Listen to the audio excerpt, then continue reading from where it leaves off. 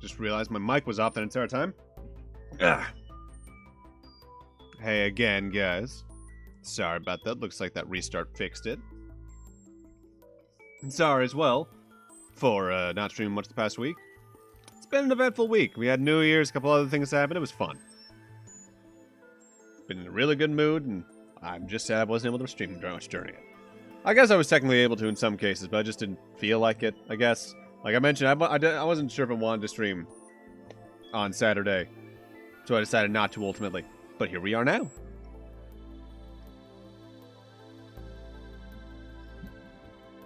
I've been seeing some of the stuff from the new Savage Cheer. It looks insane. So let's not mess around. Let's get right into it, shall we? So I'm excited because according to my friend who I've been talking to directly in messages about Layton since I started playing them, this is her favorite game in the series. And in her eyes, it's still the best one. So let's see how it works out.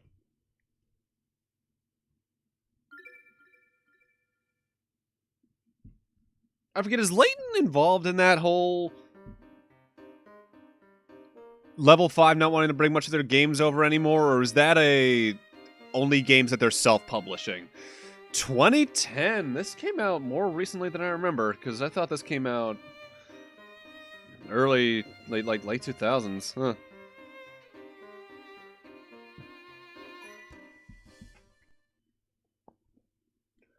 Please enter your name.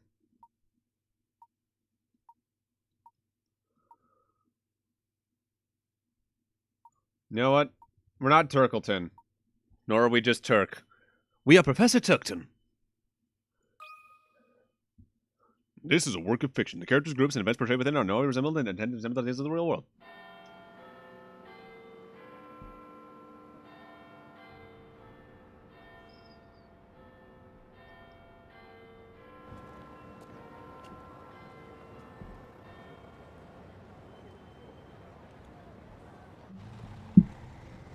That is a really tight fit beneath that bridge overpass. Holy shit.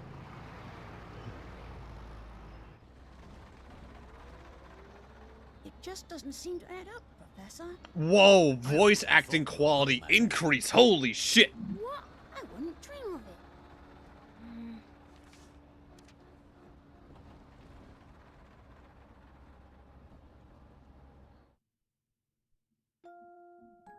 Professor, I hope this letter finds you well. I didn't know the As for DS me, could I'm in do. quite a predicament. That's Yuri Lowenthal. I didn't know the DS could output audio quality that high. I mean, I guess it depends on the amount of talking the game has. But, like, most voice-acted games in the DS have, like, what the first two games have had. There's a lot of bit crushing going on. Final Fantasy IV DS immediately comes to mind. You see, the London we know and love has been thrown into absolute chaos. To complicate matters, the calamity I speak of does not take place in your time.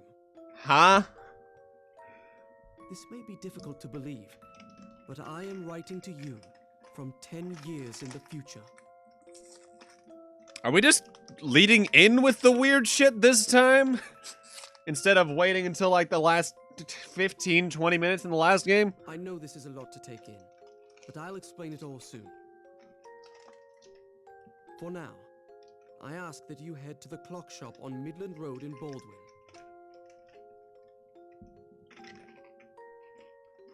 I look forward to seeing you again. Your student, Luke Triton. His last name is Triton? Strange as it sounds, it seems that the author of this letter is none other than your future self, Luke. Okay, now that we can hear him in that crisp and audio quality, I didn't realize that Layton had a bit of a growl to his voice, like Estinian wormblood.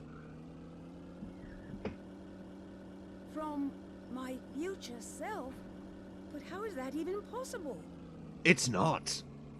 I don't know, but it does raise the question, if this letter is indeed authentic, how did it get here? By time-traveling postman? Just joking, of course. But on a more serious note, I think this mystery might be the oddest one we've ever encountered. Is this the Luke that has at last killed Layton? This is his Red Hood story? Indeed. And even in the future, you seem to need my help in solving it. Rough. Little rude. Okay, I'll vibe with it. Your constancy can be quite a comfort in these uncertain times, my boy. Well, thank you, I suppose. But back to the main question. How do we know the letter is real? We don't. Well, we haven't much to go on yet. But I can't help but think that this strange occurrence is connected to the terrible events of last week. What the fuck happened last week?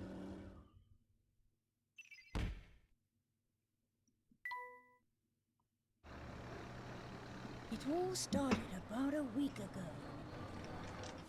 Using a six-dimension alpha distributor, I was able to guide a concentrated stream of hammer. Is that Cam Clark? Central vortex, more commonly known as a wormhole. A stream of particles allowed me to divine the terminal points of the vortex.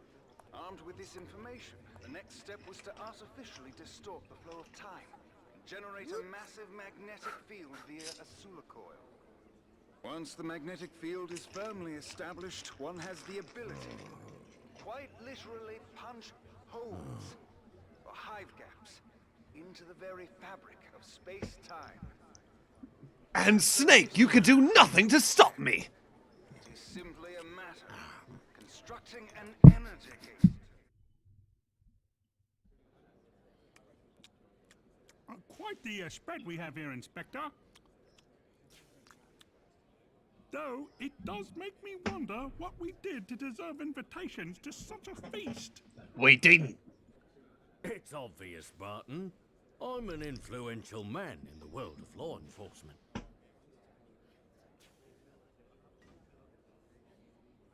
I can't get over how crisp the audio is. It's only natural I'd be invited to an important event such as this.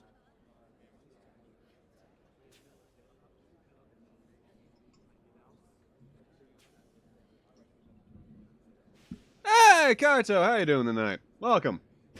I suppose that's possible. Possible, you say? Probable. Highly probable, sir.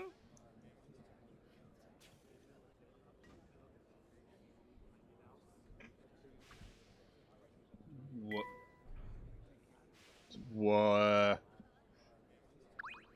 Oh, it's just the usual investigation. Okay. Well, the food is certainly nothing to write home about. Sorry you feel that way, sir. I think it's quite scrumptious myself. Bah, this oversalted chopping pile of wilted greens is nothing on Amelia's cooking. Managed to finish your speedrun before one of them had to get to school? Got it done in time? Hell yeah. That's your feeling, sir. I mean, I'm happy to relieve you of that burden. Now see here, Barton. If you don't return to my chopping to me at once, I'll have you driving a desk next week. It'll be worth it. This roast is something delectable. Oh, this food is simply dreadful, Bill. Do get this over with quickly so we can leave. Bill. Oh, yes, dear. I have to say, I feel a bit out of place here, Professor. Finished them the last two before they had to leave. Whew, pulled that time limit close, but you did it. Hell yeah. That's quite understandable, Luke. I'm sure most people would feel the same way in the presence of the Prime Minister. Hey, look! I think I see Inspector Chelmy over there.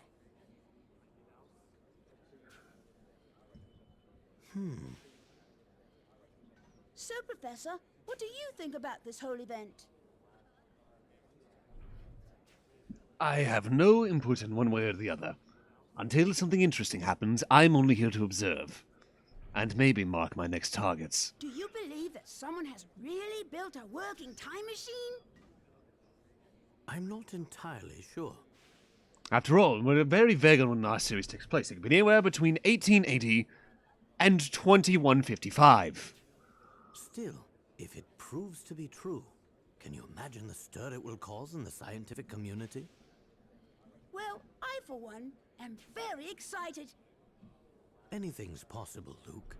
But I won't be convinced until I've seen the contraption work for myself. Okay, so you New Game Plus, so that helped with it. Yeah, that'll probably do it. RPG New Game Pluses are always a trip to go through.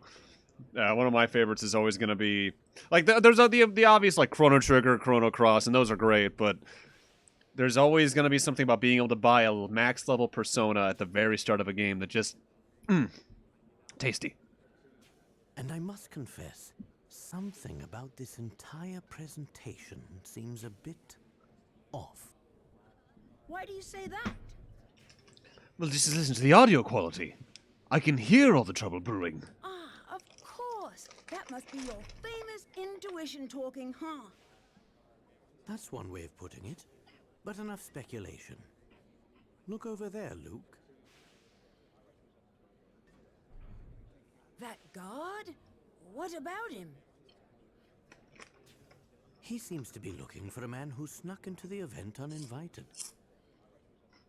Oh, so we have an intruder in our midst. I'm very glad they didn't use the words Among Us.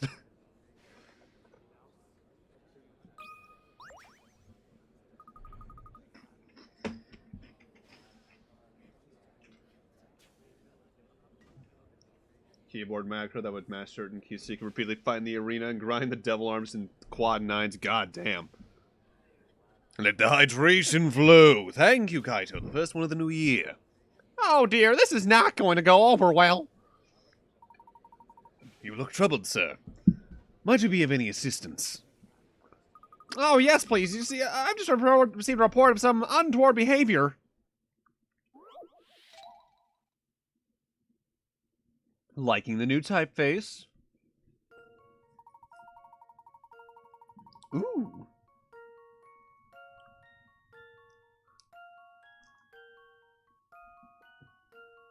Liking this music so far. Didn't end up needing them, but yeah, it's always good to have backups. Like I always have, whenever I do an RPG LP, I always have at least like 2 or 3 strats in mind just in case one doesn't work out too well with the AI script not decided to behave with me and some shit like that. Lunar Asura in the FF4 postgame, I know I had a backup plan just in case the AI script said, nah. There's an uninvited guest at the event, but the guard has received a few clues as to their whereabouts. His table is next to one with a red flower. His tablecloth is a different color than any next to it. On his table isn't decorated with a yellow flower. Next to means the table is connected by dotted lines. Take the guard to the intruder's table. Alright, let's look at the memo. We have multiple colors of memo ink! And oh my god, the tools! And there's an erase... This is the best one. This is the best one. This is the best one by far. I could do little doodles. Like,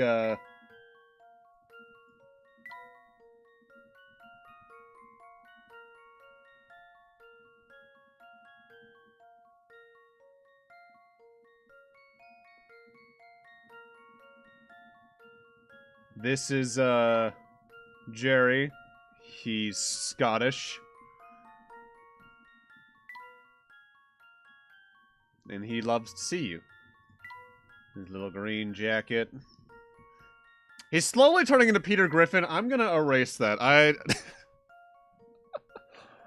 Hey, Lois, I'm in Professor Layton. Alright.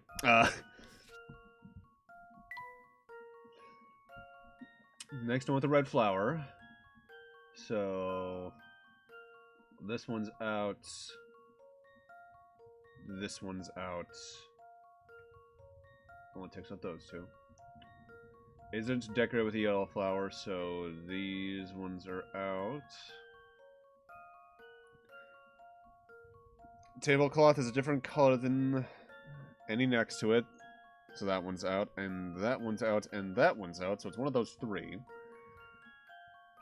Tablecloth is a different color than any next to it. Well, that takes out this and this, so that's that red one.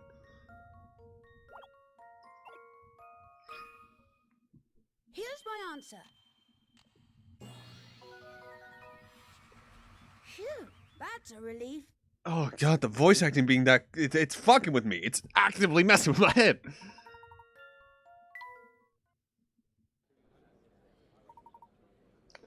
Splendid work, my boy.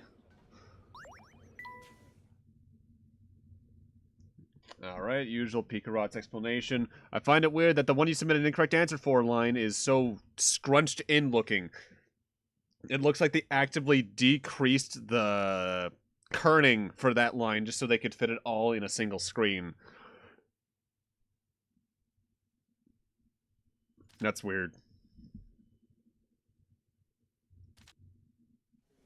Huh. Thanks so much for your help. That fellow's motion days are over. Did you see that, Professor? I'd say it in the apprehension of a suspect. Oh, look, the presentation's about to begin. Let's get back to our seats. Ladies and gentlemen, Oh, yes. thank you for taking part in an event that will undoubtedly go down in scientific history. And here to demonstrate mankind's first time machine is its creator, Dr. Alan Stangan. Alright, so he's gonna be using a stun gun at some point. Thank you, my esteemed colleagues. After years of research in the field of time travel, I'm pleased to share the fruits of my labor. It's just fucking... it's Cam Clark doing a slightly different voice than normal, but still identifiably him. That's original series Leonardo. Liquid Snake. One of the characters in 999. I forget which one when it came to the V8 versions. I want to say he's either Snake or Ace. Wait, no. Ace is Richard Epcar. In just a few short moments, I will be moving on to our scheduled demonstration. Fox! But first, I'm delighted to announce that Prime Minister Bill Hawks is in attendance today. Give him the connection to the Liquid Snake already. I'm suddenly very uncomfortable with how this room is going to go. As such, I have reserved a very special seat for our very special guest. Please, join me on stage, Prime Minister. No need to be shy. Hey, Mortis, man, sounds like David Bowie. And I think about it, like Bowie's speaking voice and Cam Clark are pretty close to each other. Huh. What do you mean? I mean, is this contraption a genuine working time machine? Why don't you have a seat? See for yourself. You're the villain. Before we start, would you honor us with a few words, Guns. Prime Minister?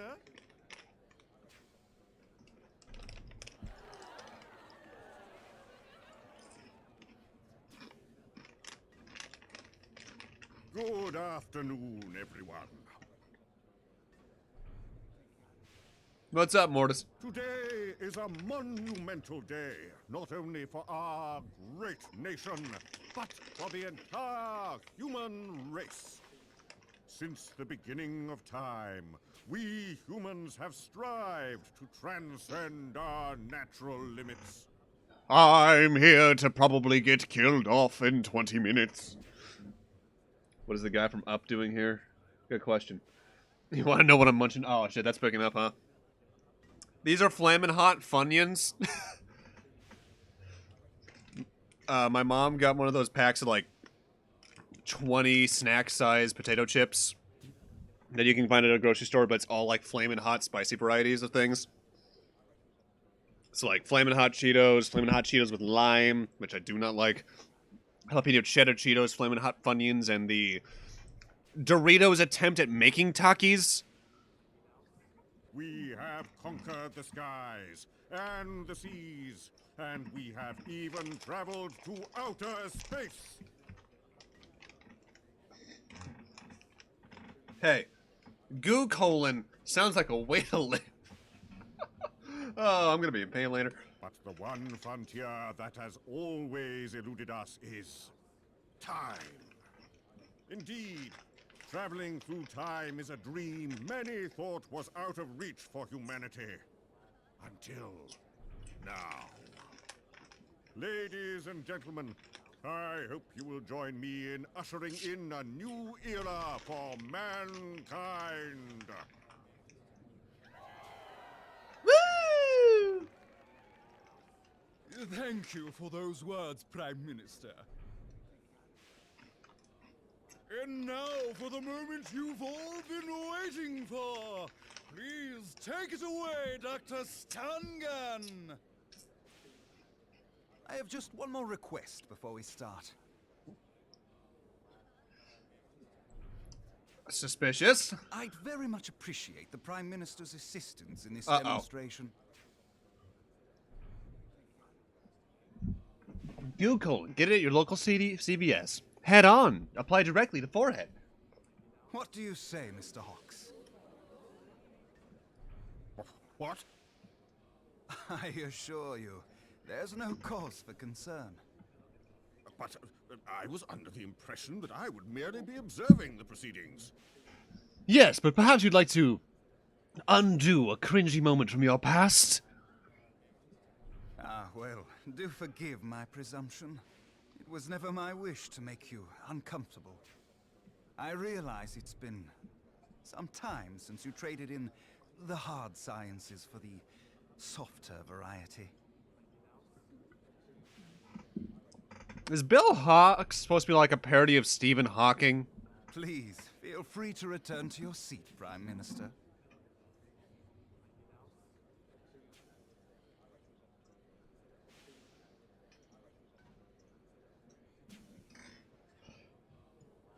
Wait. What I mean to say is, of course I can assist you. Bill, have you lost your mind? Bill! Ah, that's the courage we've come to expect from our fearless leader. You have my thanks. And now, without further ado, I give you my time machine. Mr. Hawks, would you mind just stepping inside?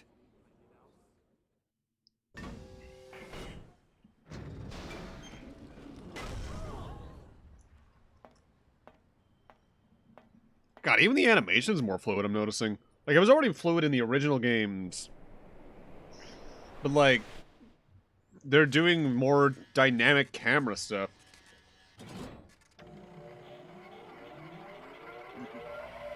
Also, there's a large amount of this thing that resembles the teleportation device from Great Ace Attorney.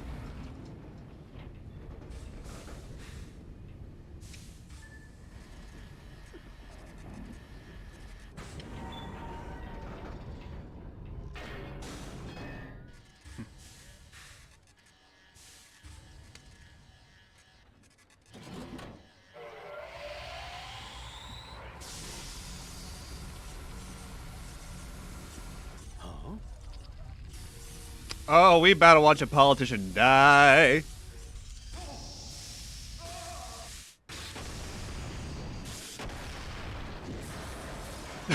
Jesus. What the dickens just happened? Something's gone very wrong. Also, apparently I'm wrong. I was just DMing my friend, like, saying that Stangan is just Cam Clark doing his thing. That's actually Liam O'Brien. There's times those two can sound eerily alike. Gentlemen, please remain calm and refrain from panicking. This is chaos. The Prime Minister and Dr. Stungun have vanished. My word.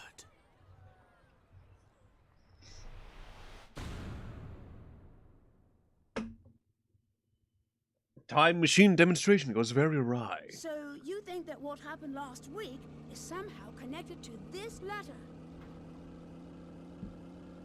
What? No. Why'd you tell that random anecdote? That was what you saw on TV last night. Wait, maybe if the time machine was real, this letter is real too. I don't know about that, but these two elements aren't the only puzzling issues. Tell me, Luke, have you heard about the recent disappearances occurring here in London?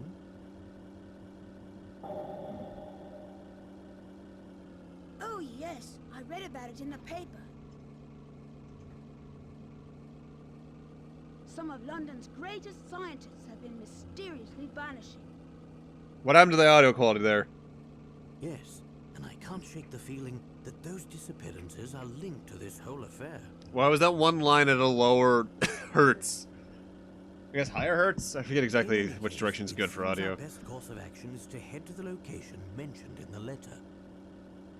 Good idea.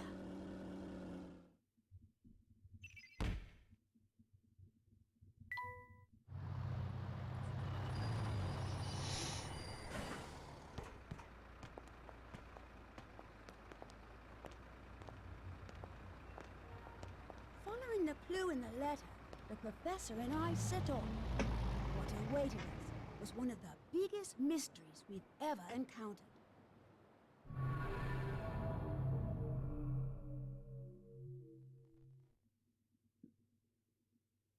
Ah, the Unwound Future.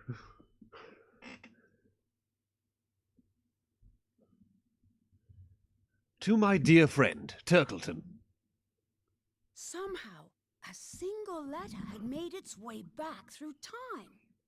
And the sender, strange as it sounds, was me. The future me, that is. Little did we know that this letter would draw us into the strangest of situations. Audio quality went down there again. Inconsistent. Weird.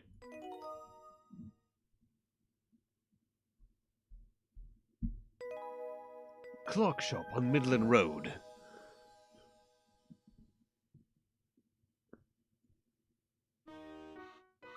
Well, here we are.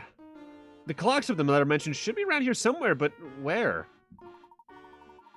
This seems like the ideal time to consult the map that accompanied the letter. Here, Luke. See if you can't find the shop's location by yourself. Say no more, Professor.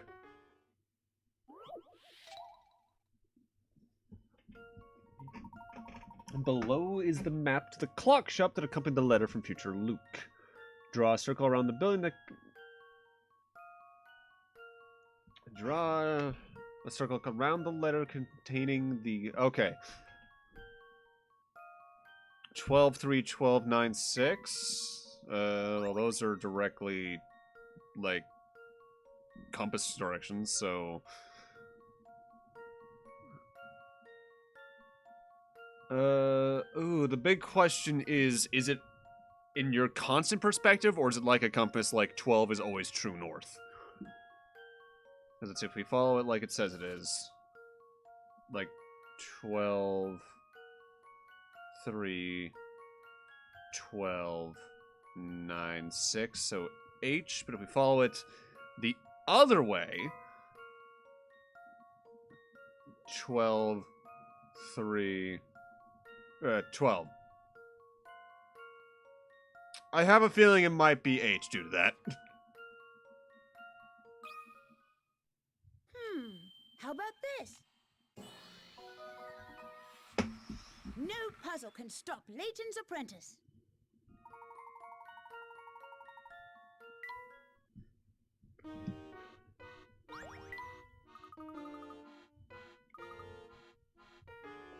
Great! Finding that shop should be a snap now. Let's go, Professor. Okay, we already know how to do this. That's exactly right. So just remember, wherever you... Oh, wait, still a tutorial.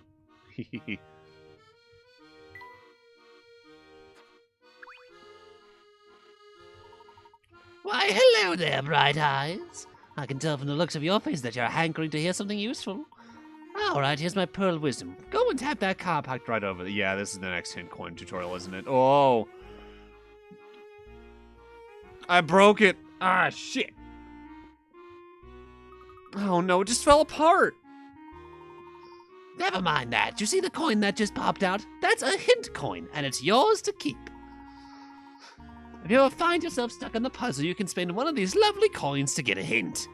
Just remember that there's a limit to the number of hint coins you can find. If you use them willy-nilly, you may find yourself in a pinch later.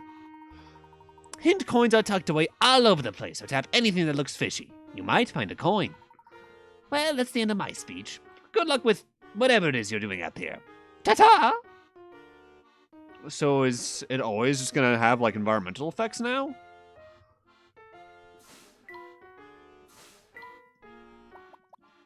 Oh, we got different textures, so maybe if there's a different texture, I'm in the right place?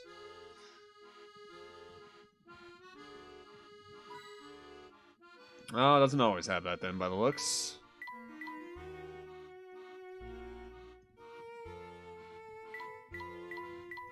Oh, the dialogue moves so fast in this already. Oh my god, yes.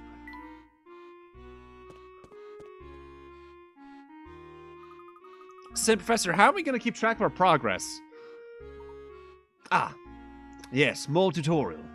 Make sure to save regularly, otherwise I will fuck you up for fucking up. It's a good thing it's technically hard to get a game over.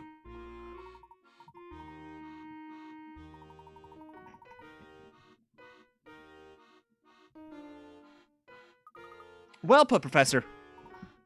Thank you, Luke. We've done this 3 games in a row now. Come now.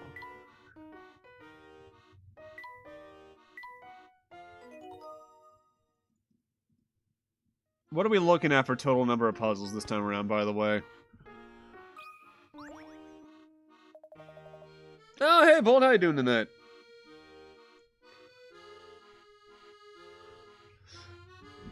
You're looking for a club shop, you say? I can't say no one around here.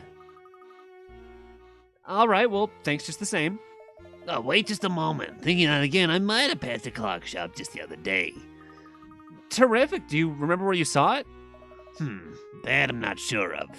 I have trouble remembering stuff like this when I have other things on my mind. Tell me this puzzle I've had in my brain. I might be able to recall where I saw that shop. You're in luck, sir. I have to be a bit of a whiz when it comes to puzzles. Bus scheduling. Takes you 1 hour to get to the office by bus. Your work takes 2 hours to complete, after which you catch the bus back home. Based on the departure times listed below, which bus A through E should you take to work in order to minimize the wait for a ride home? Note, departure times for the buses are listed on the right.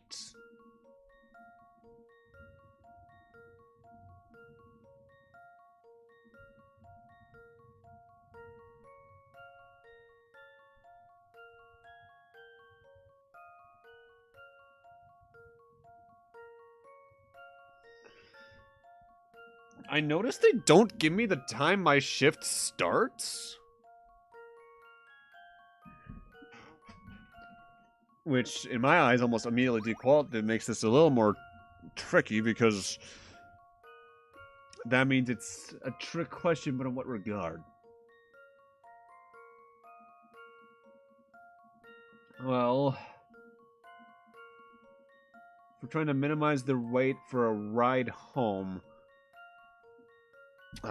we need to do 3 hours at least, because it takes 1 hour to get to the office, then works 2 hours. So if I leave, say, at 4 a.m.,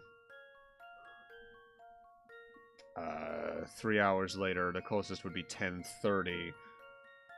So that's 2.5 hours, 9 a.m.,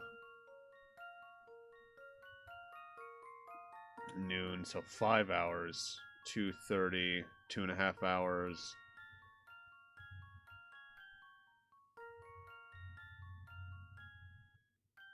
Noon.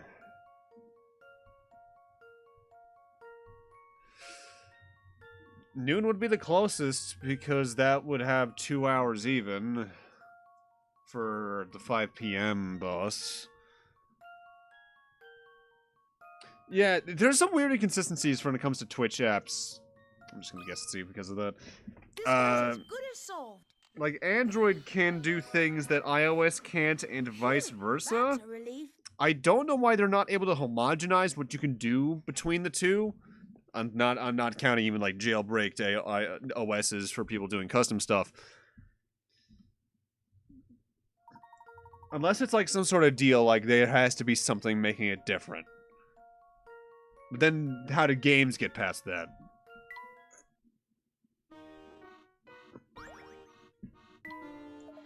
Hey, nice going, kid. Thanks. So, about that clock shop? Right, the clock shop. It's somewhere on this road, I think. Well, gotta scoot later. Oh, Ed!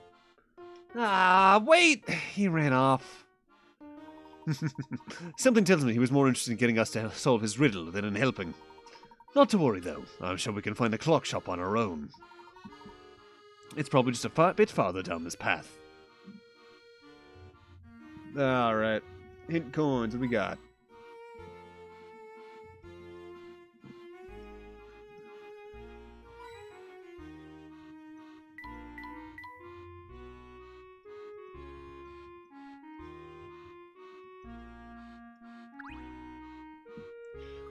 None of the businesses around here seem to be open. Yes, many of them look like they open in the evening.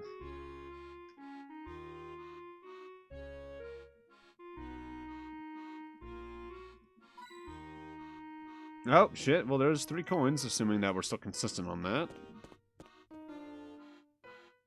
Stash and scarf! Can't say I've ever seen you two whippersnappers before. Are you sure about that? I feel like we met before.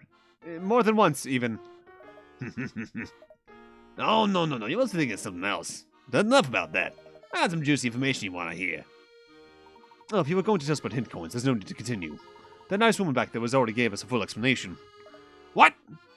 But explaining hint coins is just about the only time we ever get to chat.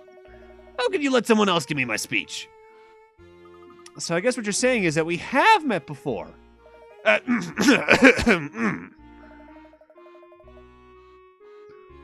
suddenly not feeling too hot. I better head home. Be seeing you fellas around.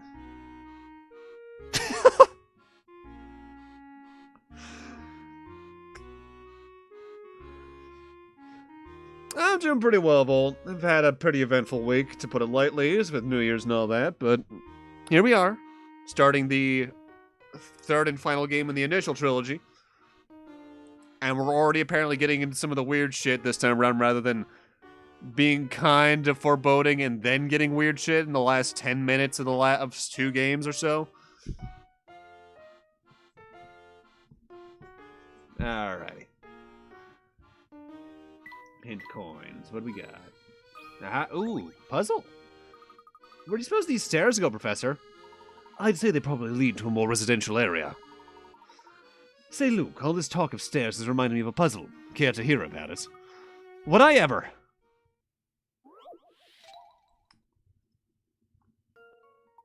Two men are moving boxes from the first floor to the third. The large man can carry 2 boxes at a time.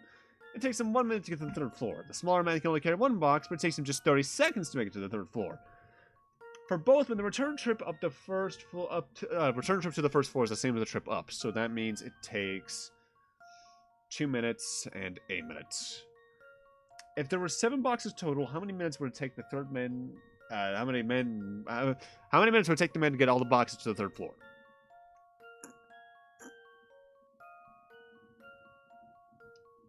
All right.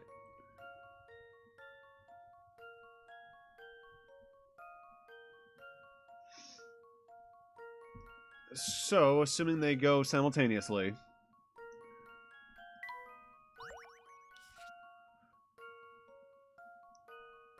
let's say this is the guy who carries 1. This is the guy who carries 2. Trip 1, they get 3 up here. Actually, no, there's a better way I can show this.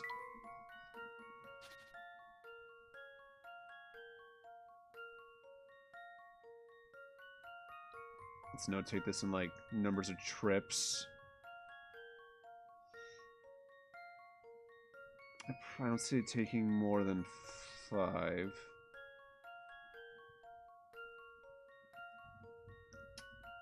So this guy, across the first minute, takes up 2 boxes. And in the first minute, that same amount of time,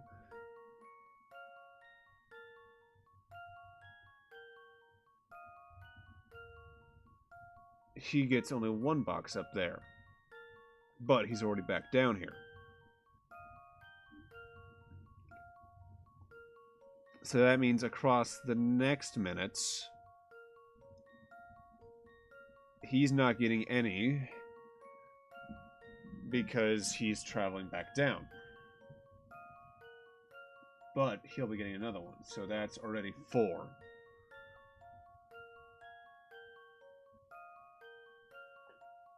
The next minute, you'll get another one, and then you will get another 2. Which is 7, so 3 minutes.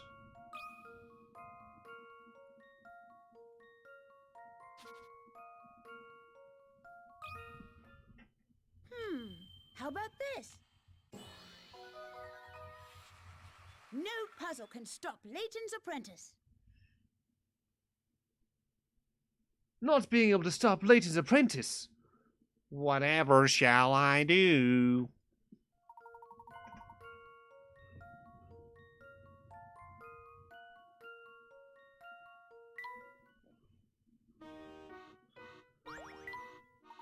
Exemplary thinking, Luke. Now let's get back to work. Alright.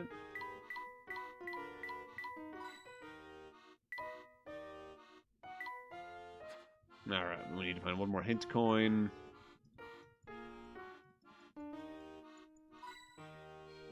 Ah, there we go.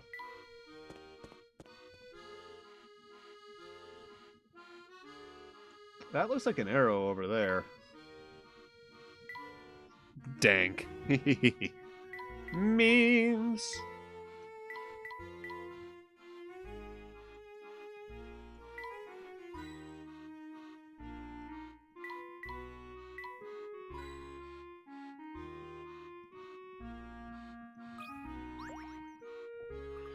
This must be the place, Professor.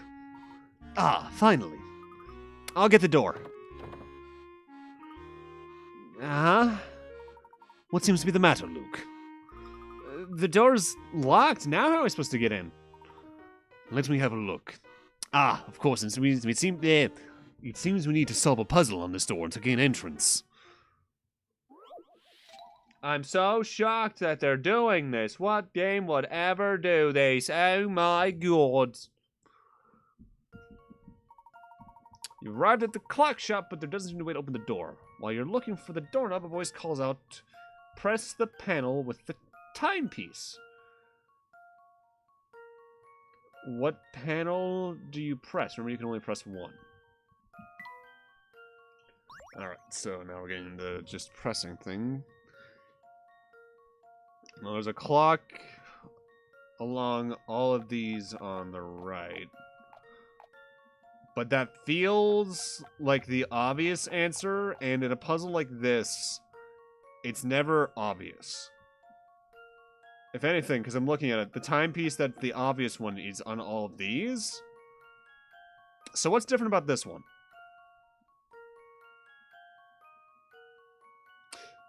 They're asking for a timepiece, not a clock. That looks like a, it's an hourglass.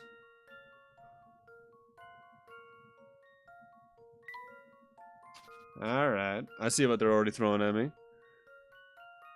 How far have I gotten into SMT5? I How about like this? 2 days ago, while working on my Dyna Xenon knew it. model kit intermittently, got past the first major boss fight. I'm past the first open world section.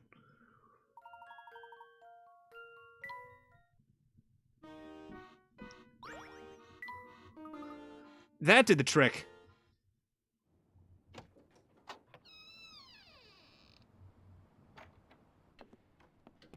That boss fight almost murdered me. Almost. I got through it first try, but almost.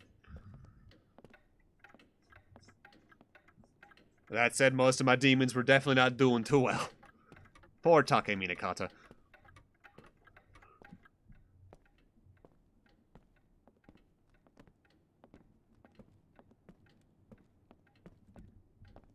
Yeah, that one.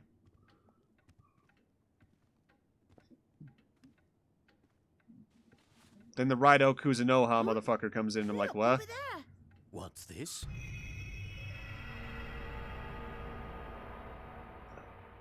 Clock! In a clock shop. Why are we surprised by this? Oh, gracious customers. We haven't any of those in ages. Welcome. Good day to you, madam. You'll have to excuse us, we're actually not here to shop. You see, I received a letter the other day pointing me here. A letter, you say? Let me have a look at it, dearie. Yeah, there's no mistake here.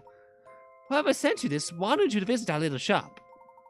So you don't know the person who sent out this letter? Unfortunately, I can't say I do. But I do know who you are, Professor Layton. Oh, really? How do you know the professor? Yeah, Snake Lady. Well, it's not to know a man who's in the paper so often. And I do so love my morning paper. I read it front to back every day. So of course I know the professor. Hear that, Professor? Further proof that you're famous throughout all of London. Even all the way out here. Hey now, what do you mean all the way out here? Just because we don't fancy living in sardine tin flats doesn't mean we're not centrally located. Still, it is quite a surprise to see the famous Professor Layton in the flesh. I'm going to need some proof before I believe you're not some celebrity impersonator.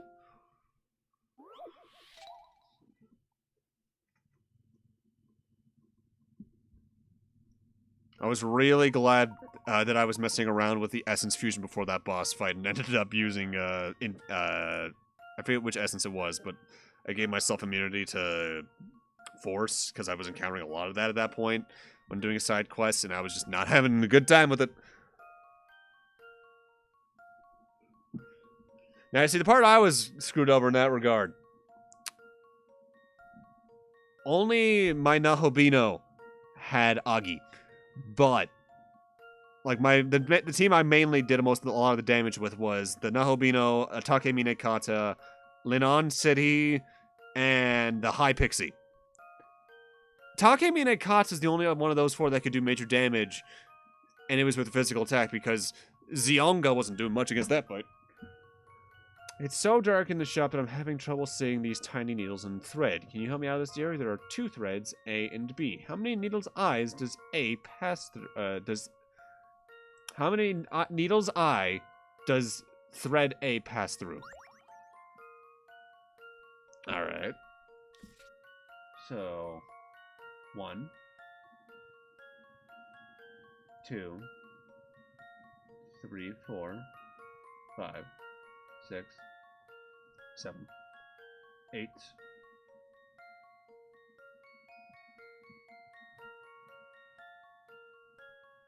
9. Now, did I miss anything?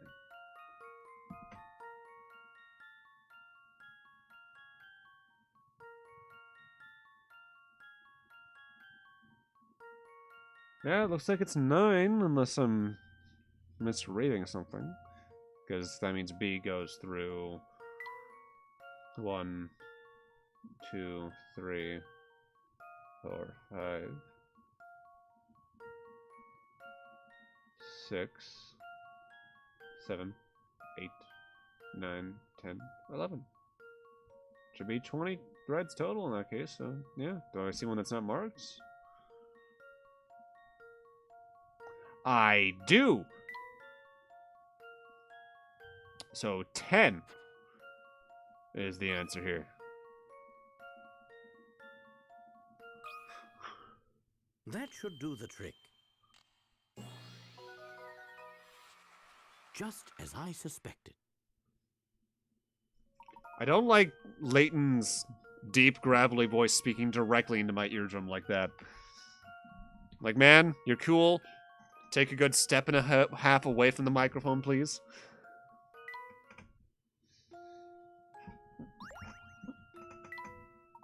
Well, I, for one, am thoroughly convinced you certainly do live up to your reputation. Of course he does. Well, yes, about that letter. I can't say I've seen it before, but my husband might know something about it. He's out right now, but he should be back any minute. Why not look around the shop while you wait? Okay.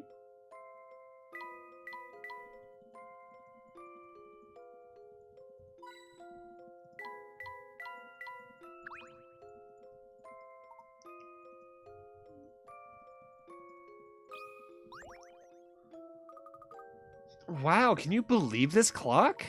It certainly is impressive. Unfortunately, it doesn't appear to work. Well, there's no shortage of ways to tell the time here. Oh, you just reminded me of a splendid puzzle, Luke.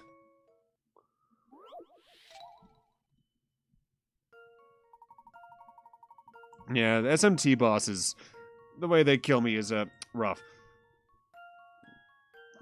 Analog claw fell off the wall and hit the floor so the numbers have popped off. What a mess. The clock also stopped working when it hit the ground, but even with the numbers, you can still tell exactly what time it is. What time is the clock showing? Don't worry about AM and PM.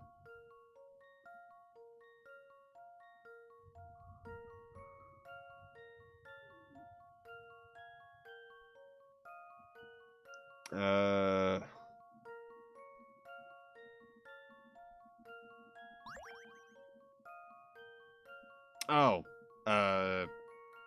There's only one...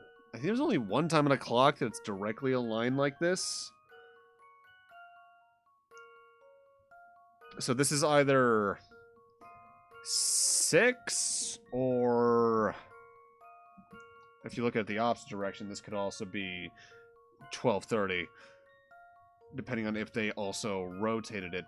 But given that the 12's up here... It's probably 6.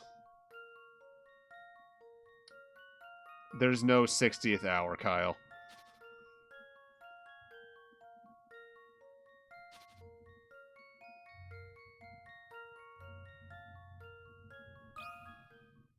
Here's my answer. Did I get my revenge on Tatayu? No, I did not. Not yet. I feel like I'm gonna need a lot of levels for that.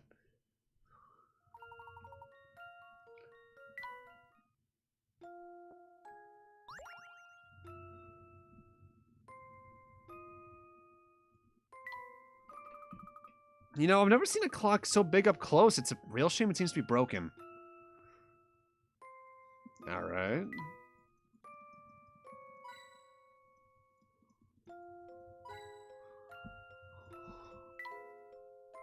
We're just waiting here or something? Can I move? It feels like it should just make me leave, or I just go back to the main clock shop. Okay.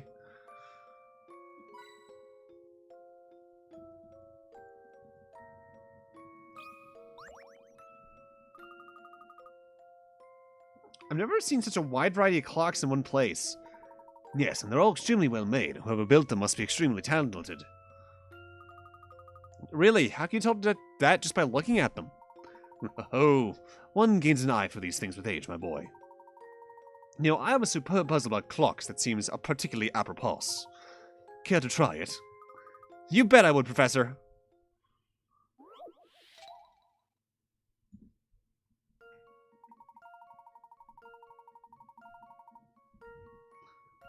Here is a numberless clock that some prankster has rotated an unknown amount. The clock is still running normally, though, and each colored circle on its face represents an hour. Without the numbers, you can tell exactly what time it is.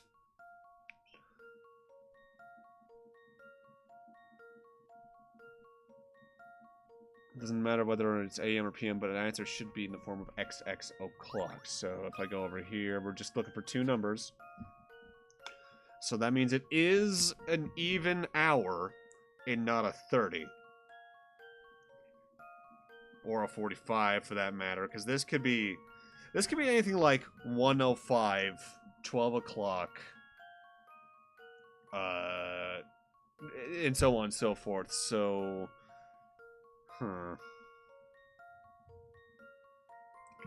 I'm noticing there's a visual pattern. So it's like green, yellow, red, yellow, green, yellow. The big question is what those mean. So, like, say, are the greens like noon and 6? Are... Well, if that's the case, why would yellows be like the 3 and 9? That's a weird way to lay it out. Although, I'm noticing in the background there is a sun and a moon on particular sides.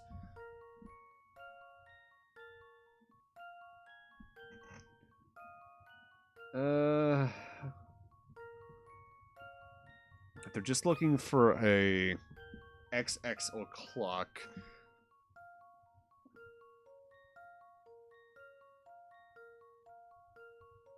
then it can really only be one, huh? It would have to be noon. Or midnight, 12 either way. That is not a 1, that is a 2. There we go. Here's my answer. I appreciate that there's a lot of different, like, correct images. I'm seeing at least 3 or 4 so far.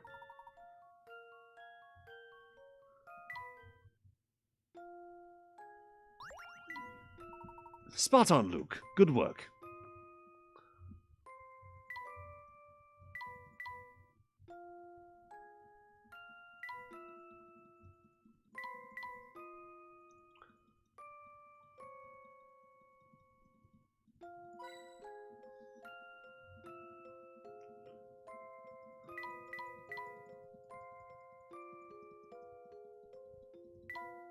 Oh, got too close to that. Oh, you have like a free memo segment. That's cool. I can dig that.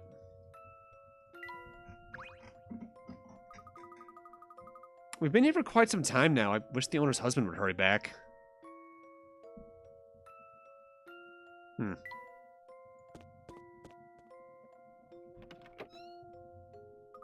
Oh, I think I just heard the door. Someone's here.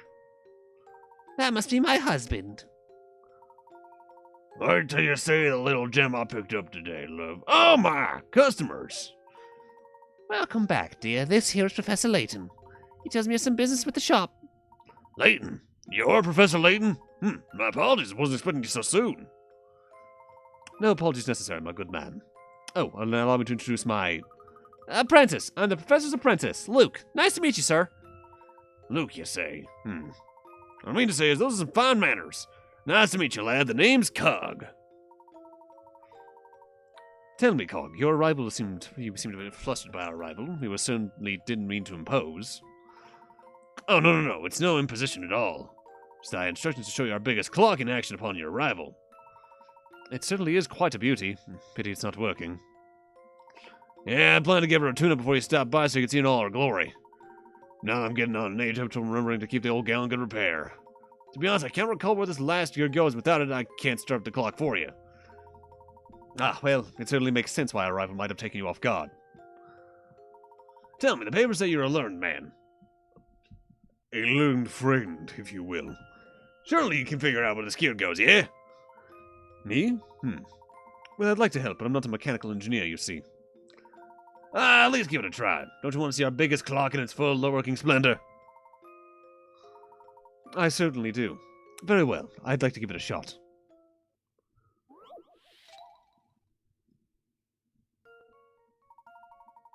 Your task is to make the top and bottom cogs turn clockwise, as shown by the red arrows in the diagram. In order to do this, which extra cog should be inserted? A, B, or C? Tap the letter in the center of the correct cog to submit your answer. Well, gears always turn in opposite directions, right? So, like, this one's going clockwise, so this one will go counter. So this one goes clockwise. This one goes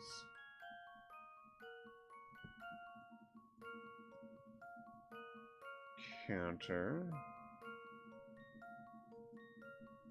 This one will go clockwise, so it's not C, that would make a good counter. Clockwise. Counter.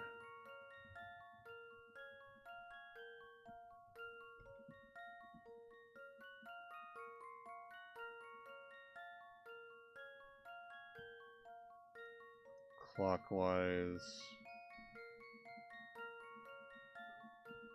Counter into clockwise, so B fits. Meanwhile, A does not, because that would make that turn counterclockwise. This would be clockwise, this would be counterclockwise, so it's B. I've got a good feeling about this one. Few things satisfy like a puzzle solved. It's weird hearing him that high of an audio quality.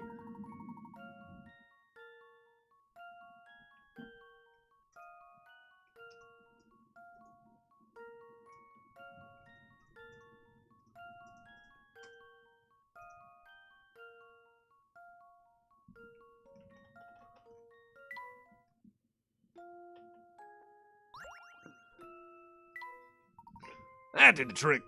You stay right here, I'll go start her up. Here goes. Ah.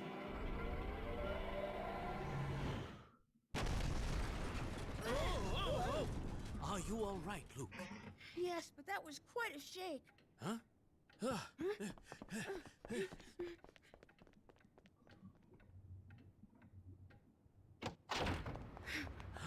What is going on here? And just where in the world are we?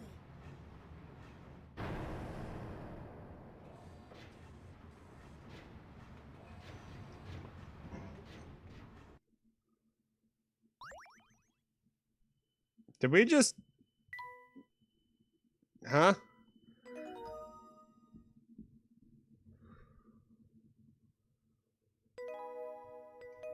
Well, I guess there's my question answered. I guess maybe we are in the future. We just fucking time traveled. What? Hey, the door just slammed behind us. And now it's locked. Well, that's just not very polite. It does appear we've been shut out. And why does everything look so different out here than just a few minutes ago? I honestly don't know. But seeing as we can't get into the clock shop right now, why don't we take a look around the area?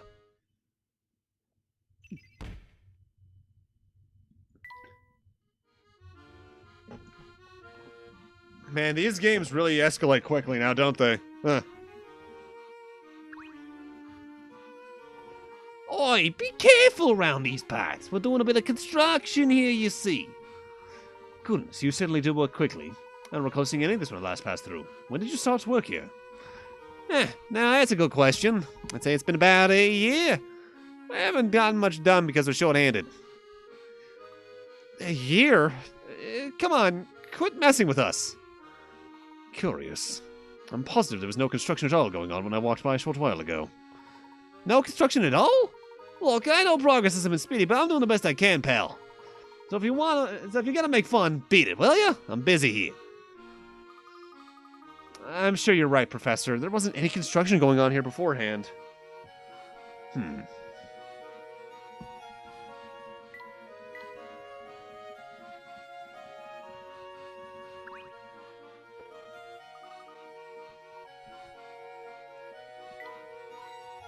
Oh, there's one. I'm gonna turn down volume. That sounds louder than it was in the other two games to me.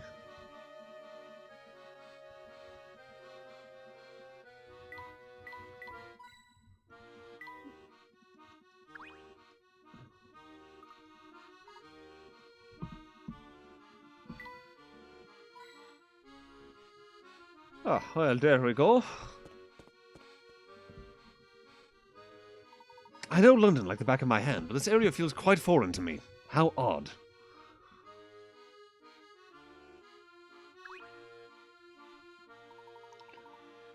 Holy Stilton on a stick! Great Chester on a chimney, are you? Nah, it couldn't be. I'm sorry, have we met before? Phew, I thought I was in real trouble when I saw that hat of yours. But it's clear you ain't who I thought you were, so it seems we got nothing to talk about. Beat it. Rude.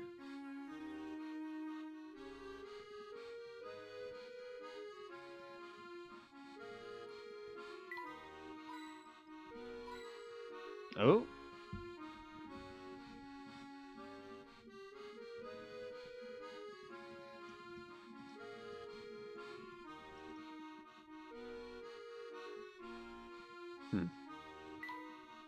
Oh, hello. Oh, it looks like this door's unlocked. Interesting. Let's duck in for a moment.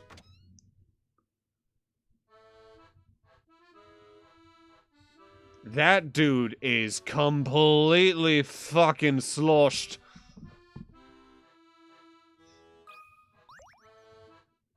Hey there. Hello? What can I help you with, huh?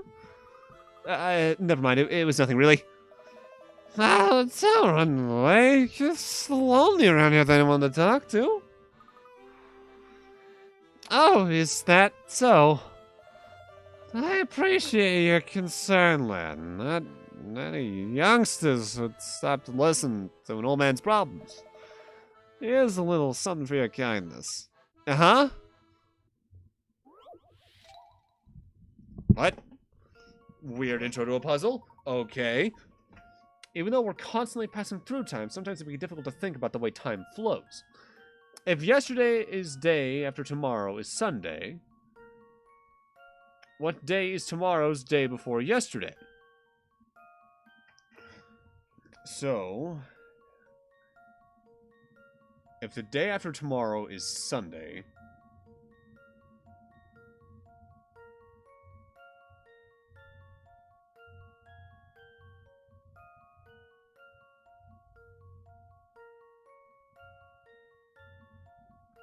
alright, so if we move yesterday's day after tomorrow. What is today but yesterday is tomorrow?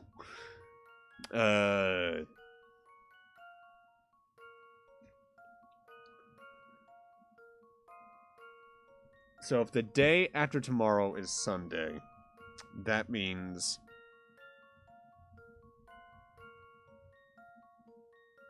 it's Friday. What day is tomorrow's day before yesterday?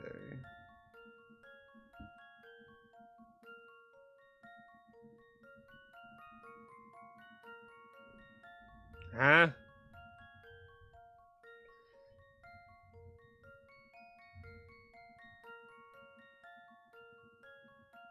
Alright, so yesterday is day after tomorrow. So if the day after tomorrow is Sunday, that makes yesterday Friday because today is Saturday.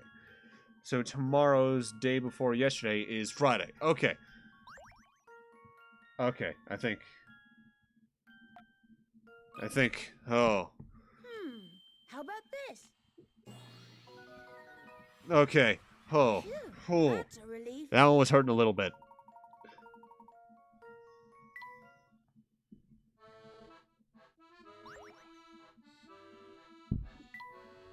Well, aren't you a smart one? Clever lad like you deserves a present. Here. Oh, what's this? A picture book. The definition of fun. Hey! Oh, well, I'm a bit old for picture books in case you didn't notice. For a normal picture book, sure. This one's special, see? Special how? Well, if you open it up, also whole portions of the book are blank. Thanks. Okay, so this is our first minigame. And 3 stickers. So is this game's equivalent to the camera / dog? Store missing elements. The store by the picture book with stickers.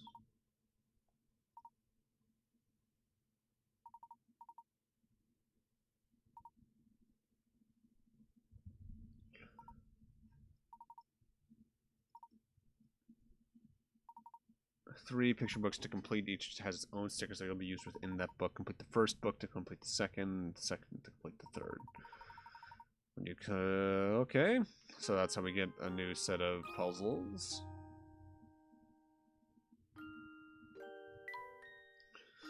One sunny morning, I was strolling through the meadows. I approached a tree on my right. I noticed a purple thing in the middle of a path.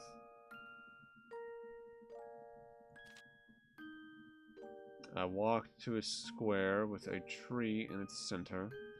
Next to the tree, I saw a person frantically picking something up, so like the person would go there. Alright, I see how this works. I like the music here already.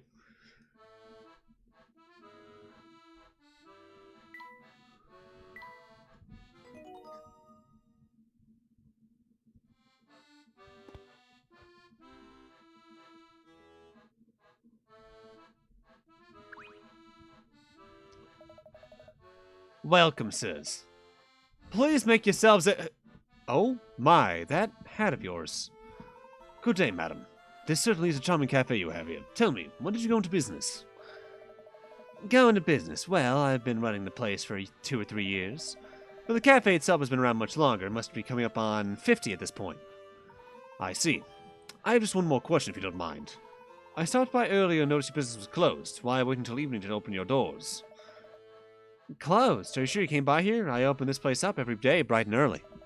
Doesn't really get busy until later on, but what can you do? Since you sent me like a nice enough fellow, let me give you a tip. There's the hat. My hat? Why would I do that? I'd rather not go into details, but let's just say a hat like that could get you into trouble. The hell? Is Layton like a supervillain here? Finally? Did they learn about his crimes? Always something in the light.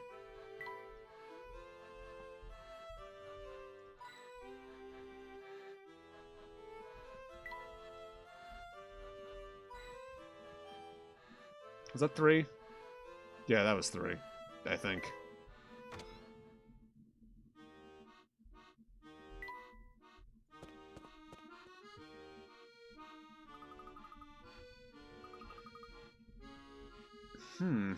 This area seems unfamiliar as well. I'm sure I've never been here before. Yes, it's clear something is going on here that I don't fully understand. Oh, wait, I have an idea about what happened. We must have left the clock shop from a different exit. So we're probably taking a different route away from the shop. No, that can't be right. Think back to when we left the shop, Luke. We left through the same door we used to enter the shop. Of that, I'm sure. Yeah, I suppose you're right, Professor, but what else could explain this change of scenery? Perhaps our surroundings will shed some light on things. Let's investigate the vicinity a bit more. Random Sir, can you supply me with information? What is it? I didn't do anything, I swear! I know nothing! You? All right, sir. You're dripping with perspiration. May I suggest a calming cup of tea? I apologize for the sweat, sir. I'll get out of the tea right away! Wow, he sure took off in a hurry. Have you noticed that a lot of people have been acting awfully nervous around you? I certainly have, though I can't understand why. My hat in particular seems to make many of the people we've met feel uncomfortable. I don't know why I want to be afraid of you or your hat. After all, it's not like you to go terrorizing folks when I'm not around. Luke, Never be too certain. This man is killed, and he will kill again.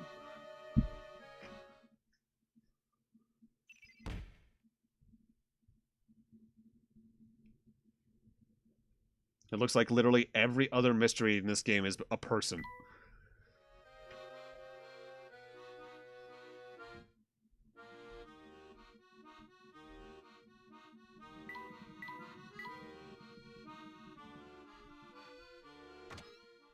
Oh, hi.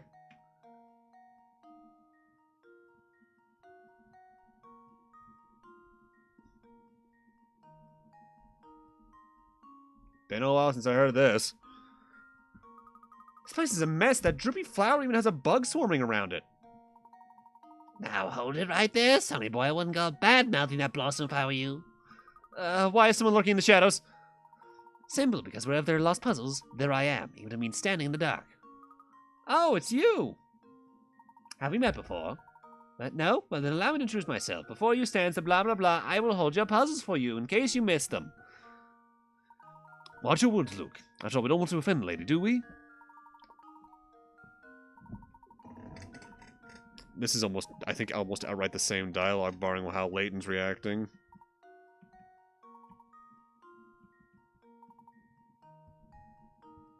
They used to all come stay with me, but that's about to change? What? Right there, the top of my looks, but I'm no spring chicken. Truth be told, I'm getting tired. Oh. I think I've had my retirement from this puzzle caretaking business. But you can't quit, you mustn't. Without you, what'll happen to all the puzzles we left behind? So you're saying that without me, you two would find yourself in a jam? A giant vat of jam. And as for the debonair gentleman in the tall hat, what say you?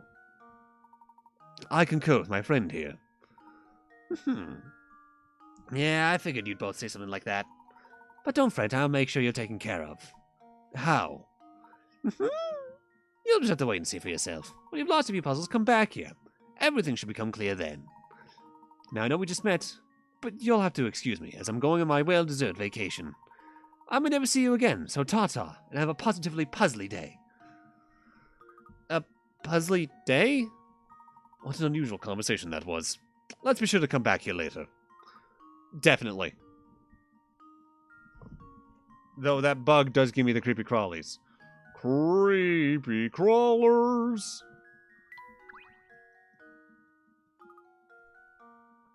I wonder what Granny Little... Okay. Sure.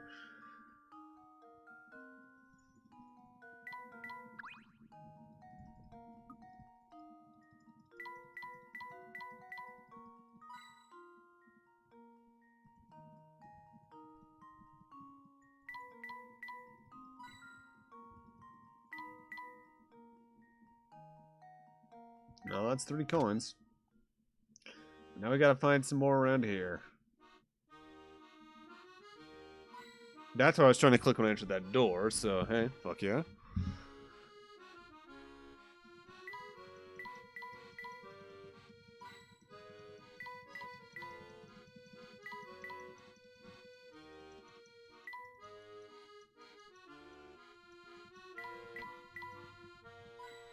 Ah, there's the third one.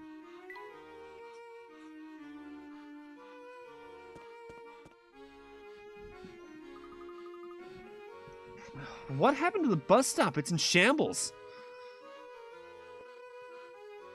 Yeah, it is, isn't it?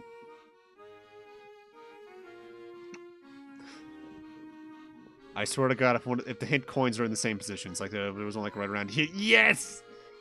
One on top? Oh. Where the bus stop was?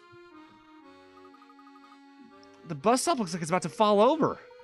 Yes, it looks as if no one's used it in ages. But how can that be? We've arrived here just a few hours ago and the stop looked fine then. Look, something's posted on the side of the post stop. I'll go see what it says. Well, I don't understand this at all. What do you mean? The sign says the service on this line has been discontinued. Given the appearance of this stop, I don't doubt it. Yeah, but here's the strange part. The date on this notice is 5 years in the future. What? Luke, let me have a look at that. Professor, I just had a sudden thought. Could we have possibly traveled to the future? It's true that we've encountered much to suggest we're no longer in the London we know.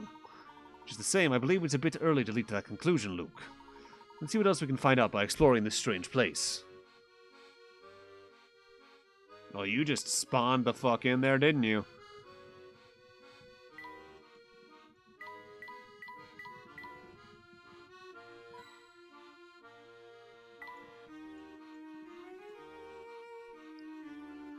I don't want to talk to you until I found that third coin. Where the hell is it? Hey, there it is.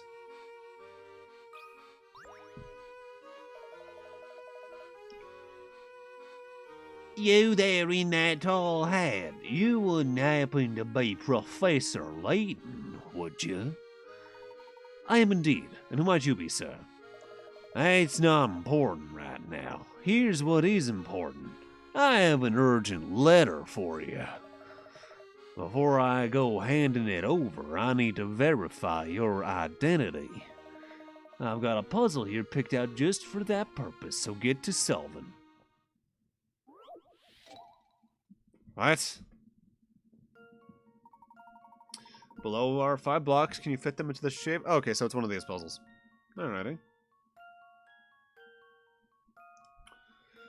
So, we can rotate. With that said, we want to be careful, because only a few of these could easily fit in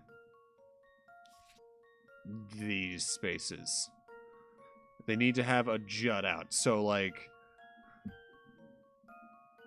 this could fit in either of those. But if it does, this can't go anywhere near that. Actually, no, this could go in either corner. Because while this might fit in this little crook in my eyes, the only other thing that maybe could is this, and there's no way for that to fit easily. I guess technically this could as well if you went vertical, though.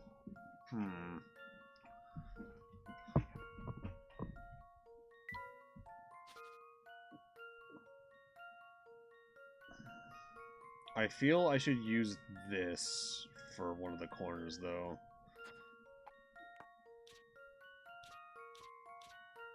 Oh, I can just do that as well, so it could be, like, either. Okay, good to finally have one of those. So, you know what? Let's put you there. And that's the perfect shape for this now.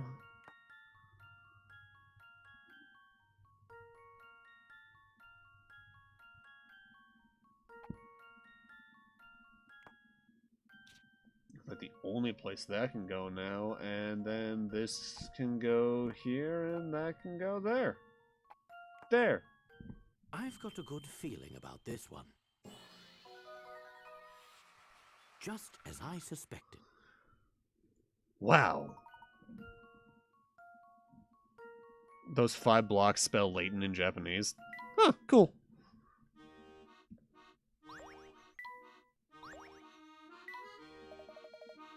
Alright, I'm convinced. Professor, here's your letter.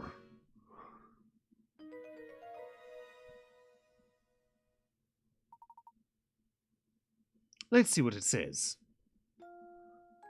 Professor, if you're reading this, it means you've made it safely to my time. I can hardly wait to see you again. I wish to enlist your help in freeing this town from the tragedy that has befallen it.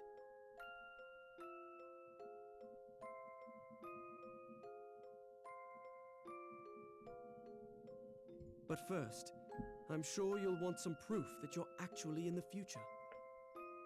I've thought long and hard about the best way of convincing you. Make your way through town to the address below. What you find there is sure to quell any doubts. Memo.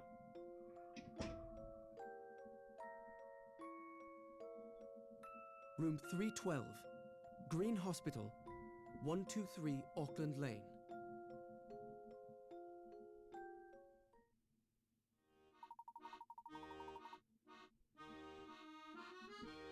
Well, I think our next destination has been decided for us. Let's pay this hospital a visit. Sounds good, Professor, but how do we get to Auckland Lane? It would be easy if the buses were still running, but unfortunately that's not the case. Perhaps that woman over there knows a different way to get around town.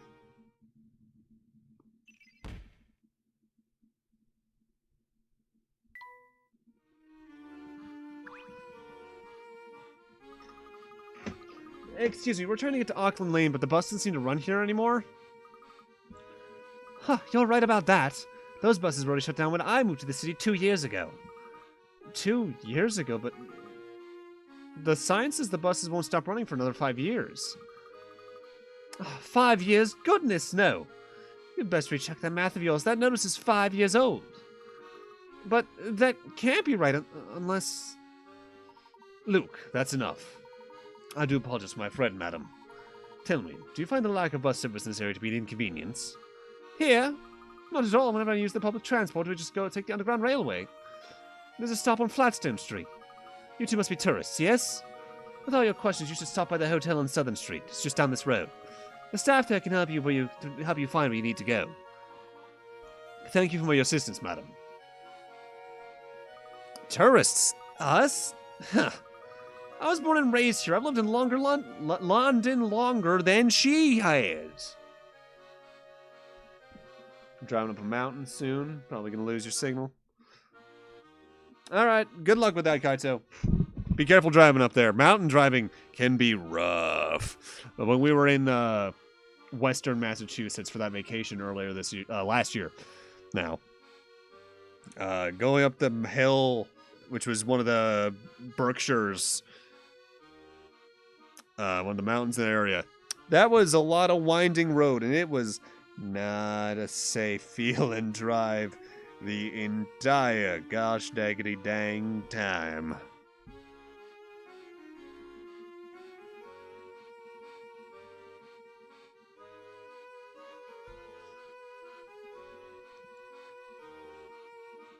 Yeah, that was going to be my next question.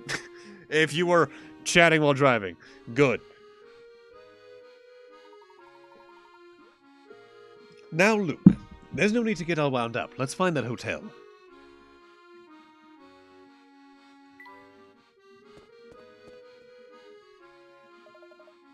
I'm late. Yeah. Ow. I'm so sorry, I didn't see you there. Are you okay? I skinned my knee. But if you gave it a kiss, that would make it all better. Uh-huh. Great, then pucker up. Smoochy. What? No! Stay back, don't come any closer. Luke, watch your tone.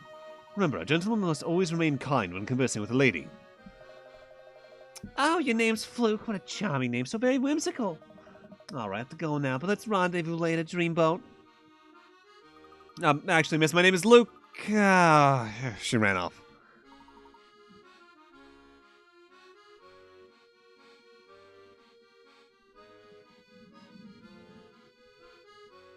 What an unusual young lady.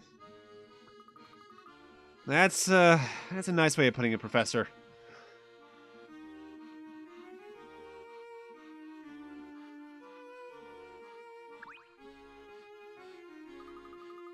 Hi there, we're looking for a hotel on Southern Street. Is this Southern Street? Bzz. Incorrect! So we aren't on Southern Street? Ding, ding, ding! Now you're in the neighborhood. The neighborhood of correct, that is. Professor, I'm having a hard time making heads or tails of what this boy's saying. He's trying to help, Luke. You just need to go about asking a different way. Here, watch. Hello there, young man. Tell me, is Southern Street east of here? Ding, ding, ding! Correct! And there's a hotel located there, yes? Ding, ding, ding! Correct again! Just look for the building with the white walls up ahead. Thank you. Alright, Luke. Unless our friend here is mistaken, we should head east to reach our destination. If you say so, Professor.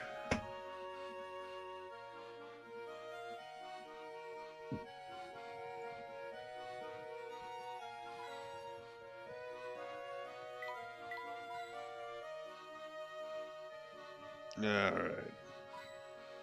Hey, there's Star 3.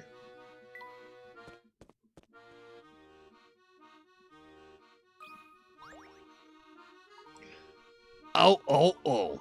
You did not just try to talk to me. Do I look like I want to talk? Hmm? I'm sorry. I was only... You got some nerve wearing that hat, you do. Yeah, nerve, but no brains. What's wrong with my hat? Do I look like I'm talking to you, Pipsqueak? No, I'm talking about your pal with the big hat here. Me? Well, I don't see anything wrong with my hat either, sir. Listen to you. I don't see anything wrong with my head. It's like you want me to rearrange your face. That's it. Time to teach you a lesson. Solve this puzzle.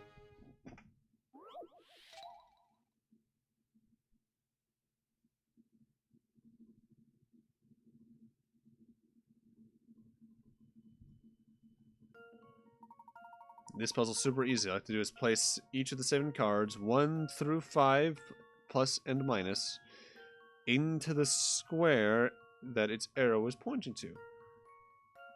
And the equation by the cards has to be valid.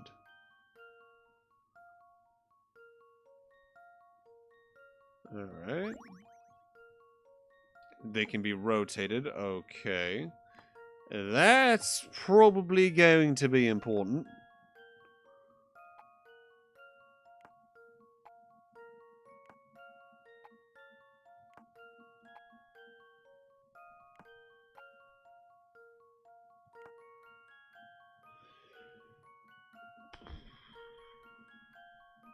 Three plus 4, 12 equals 5. Well, 3 plus 4 is 7, which is 2 away from 5. That works. Let's see if I've got this right. Well, that's settled.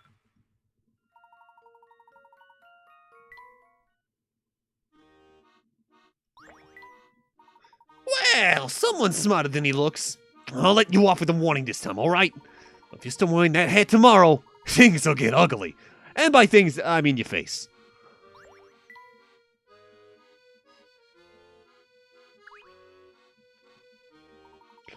Good day, young lady. Can you tell us this hotel here is the hotel? This building here is the hotel, rather. Oh, good day, gentlemen. If you're looking for a hotel, you've come to the right place. Hotel Duke is one of London's finest and most famous. You do us the honor of staying with us. For a famous hotel, you keep an awfully low profile. This is the first I've heard of Hotel Duke. Well, there's a simple explanation for that. You see, we're a hotel for ladies and gentlemen with discriminating tastes. I can't say we're as popular with the primary school crowd, little boy. Our friend here doesn't take kindly to your besmirching the good name of her hotel, Luke. Well, young lady, thank you for your help. Alright.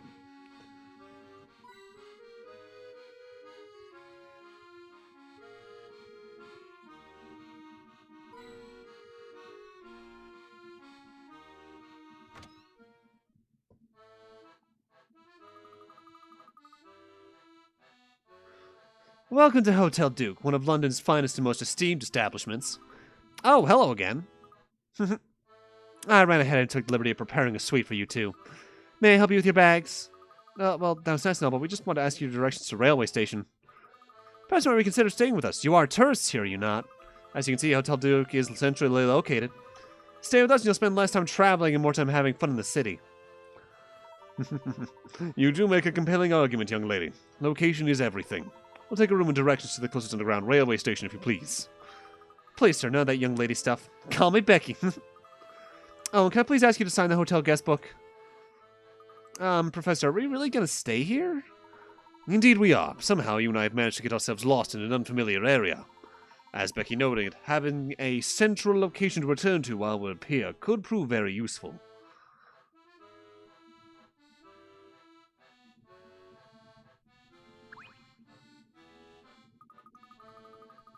I prepared one of our finest suites for you, but please sign the hotel guest book.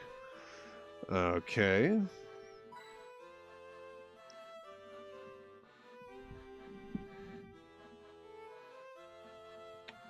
You know, I know it's partially because most of what I played the last year has been, except for like Halo and Metroid, been very linear plot adventures. But I'm just looking at this layout and thinking this is very much Hotel Dusk. In fact, its name is 9 letters, 7 of which are the exact same in the same positions.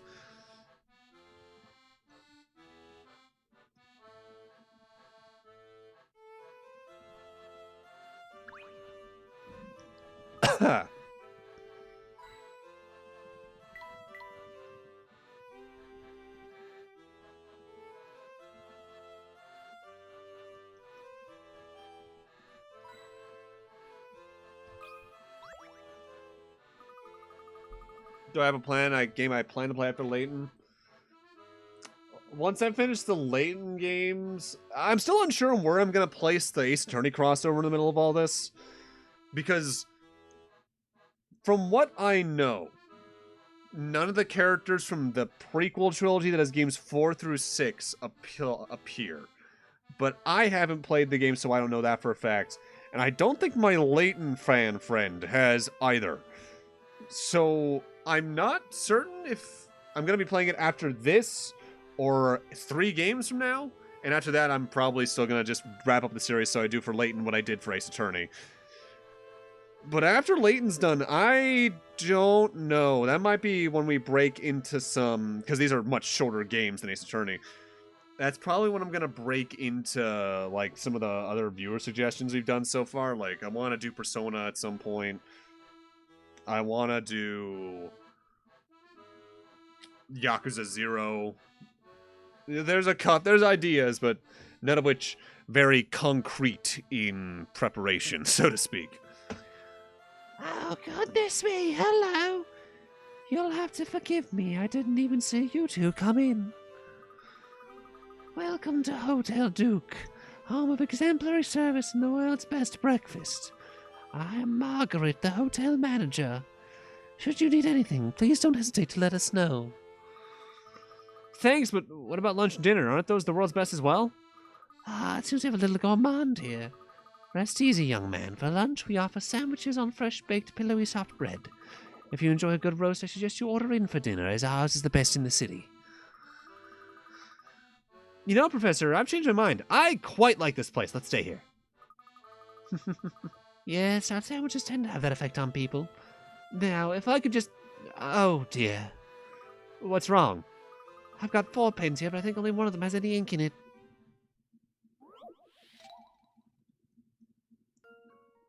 Only one of the 4 pens shown below actually works. Here are some clues to help you identify it. All 4 pens currently have the wrong colored caps. When assembled correctly, all 4 pens have one white section. The working pen is to the left of the one that should have the green cap. Choose the working pen A through D.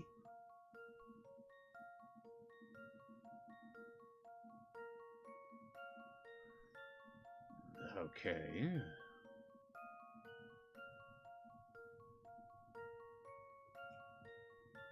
So... they all have the wrong colored caps, but they all need a white section. So white cap is definitely in C. And that means blue might be here.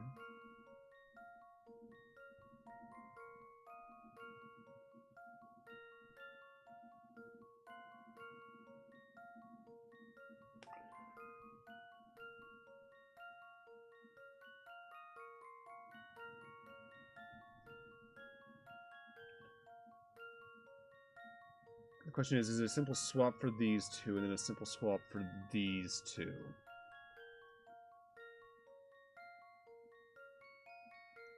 But it can't be because there's no way to have a working... Wait, working pen is the left of the one that should have the green cap. So if it is correct what I'm doing, that means C is the right pen. I said the right cap, which technically it is, but also not. See? Here's my answer. Alright, cool. No puzzle puzzle can stop Layton's apprentice. Incredible. Ah, that's the one. Now, if you'd be so kind as to sign in. Very well. You're all set now, Professor Layton. Oh, and you must be Luke. Becky will show you to your quarters. How did she know that? Unless we wrote down both names. I'll be showing you to your quarters now, Professor Layton. My name is Becky. Should you need anything, don't hesitate to call on me. We know your name, Becky. You gave it to us earlier, remember? And I'm Luke. Oh, and there's no to be some formal. Oh, that politeness makes me feel awkward. My granny's a stickler for formal service. I need to stay polite while we're in earshot. Oh, gotcha. Now, if you two gentlemen are ready, let me escort you to your quarters. Right this way. This room is the best view in the hotel. You lucky ducks totally scored. Did you hear that, Professor? We lucked out. Yeah, though I guess it's not really luck now that I think about it. See, ever since we moved the hotel to this location, we haven't had a single guest. So Hotel Duke used to be located elsewhere? It's kind of a sensitive subject, so I'd rather not talk about it anymore. I hope you understand.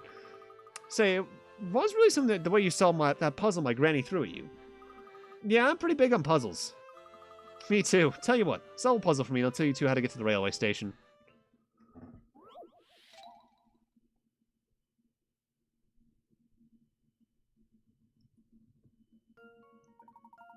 A woman is looking for a subway station, but the map she has is missing the station's location.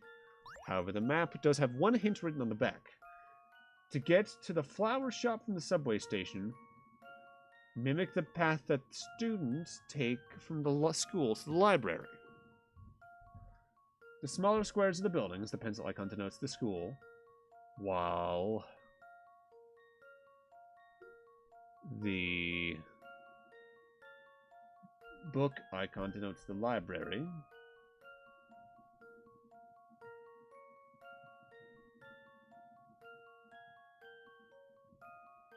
So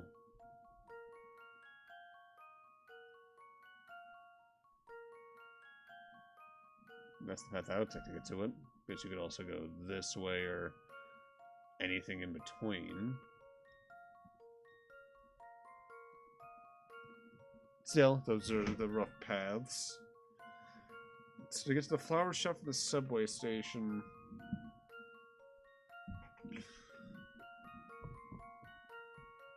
What? But you can't go. Oh, wait a minute. Unless it's a thing of perspective. So, like, you have to come out, maybe turn left and go this way or right or whatever. So I could go, like, there, turn left, hit. In which case, this would be the station. Do this thing, it'll give you directions. Yeah, right? Gee, thanks.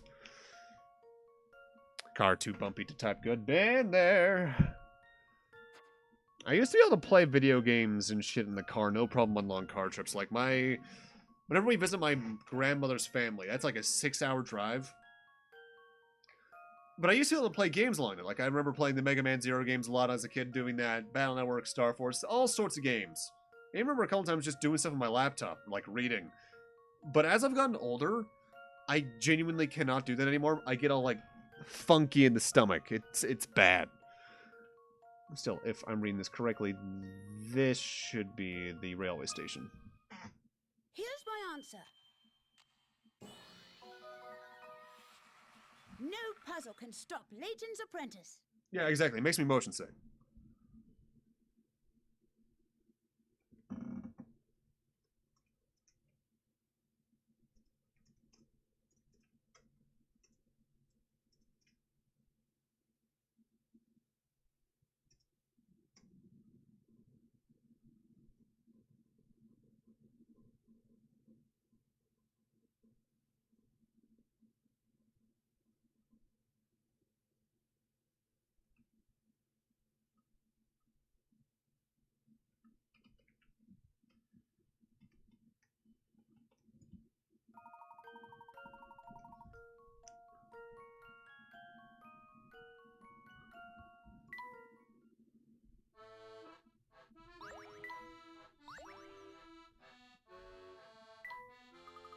Nicely done.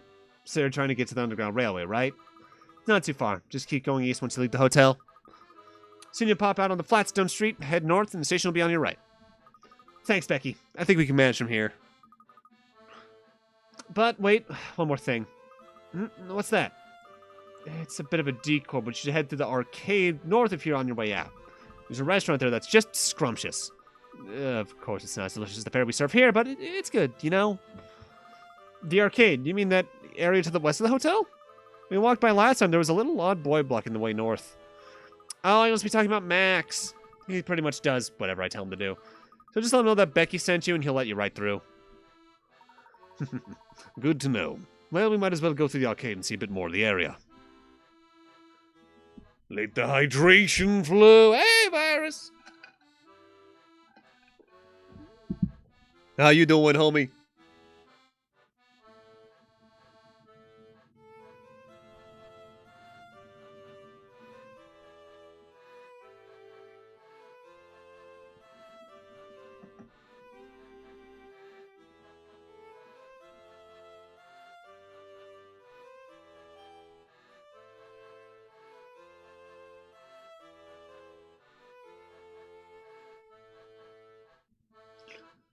Alright, what do we got in the hotel room?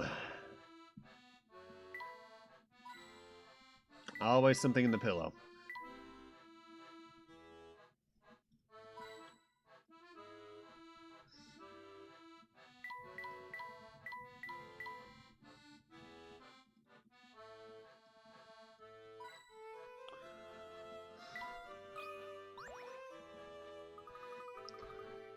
Look, this box of matches here. It has the hotel's name on it. Tell me, Luke, are you in the mood for a sublime puzzle involving matches? You bet I am.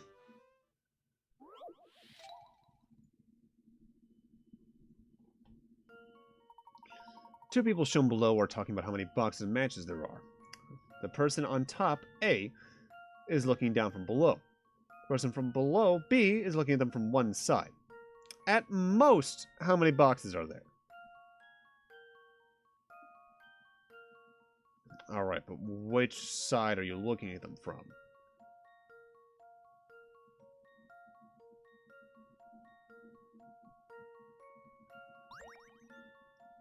No, not hint coins. No, I wanted to use memo. And if we assume these are these, that is either 3 or 4. If these are these, that's 3.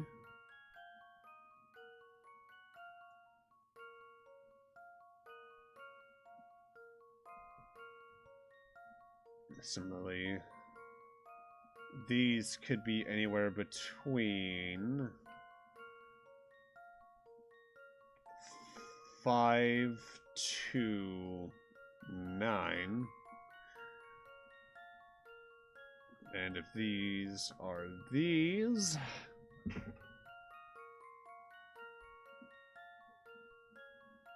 that is anywhere from 2 to 4. Now it says at most, so that could be 4, 7.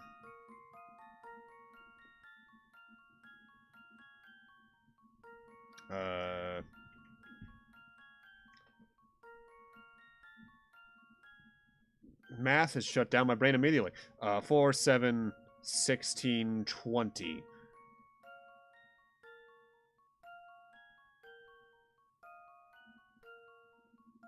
I think.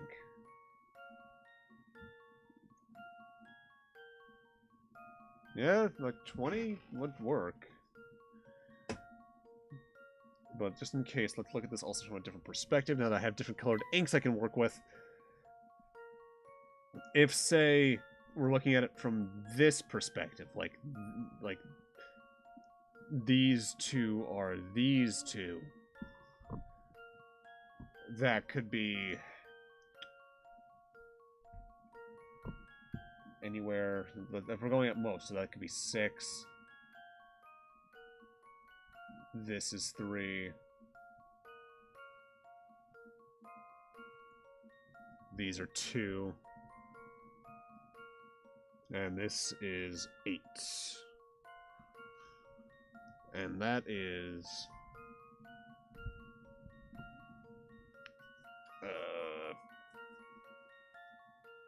14, 16, 17, 18, 19, 20, so 20 again.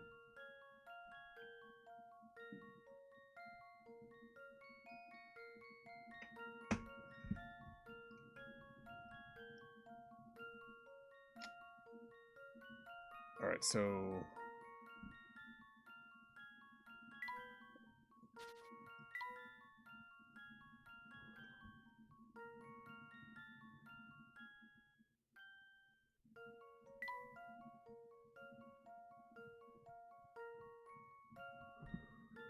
You have an idea want to see me go at it already?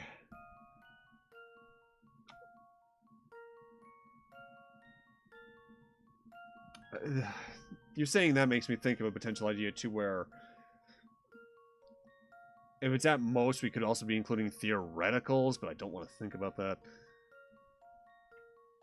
If we look at it from, let's use this color, from looking at it from this direction. So these would be 4. This row would be 9. This row would be 3. This row would be 4. 13, 16, 20 again.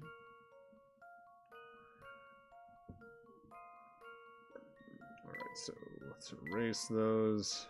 Wish there was one larger thing.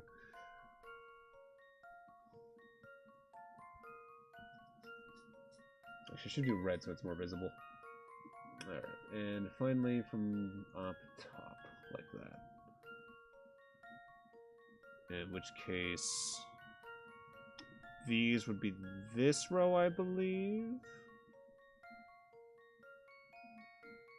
Yes, so 8, 6, 1, 6, 12, 13, 21. That's the most out of those 4, so let's go with that as an option. Also, hey James, how you doing tonight? I knew it!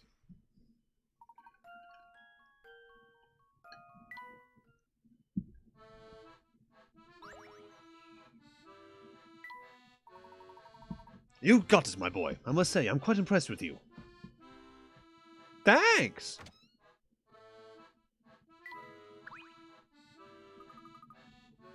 Oh, young man, may I have a moment? Are you talking to me? I am indeed. Luke, was it? It sure is. What can I do for you? Oh, it's nothing terribly important. It's just been a while since we had a youngster like yourself here. So I thought I'd welcome you with a gift. Finished Savage right not too long ago.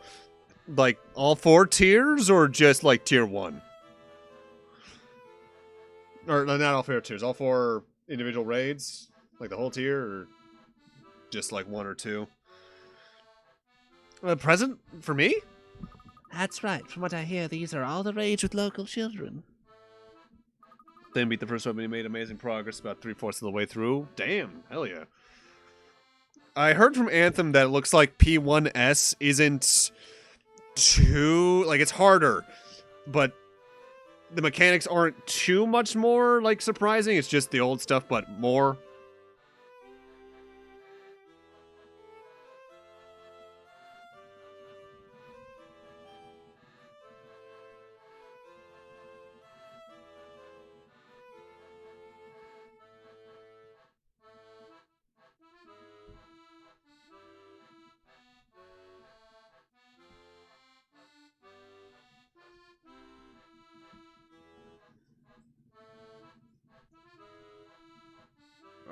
Itchy arm.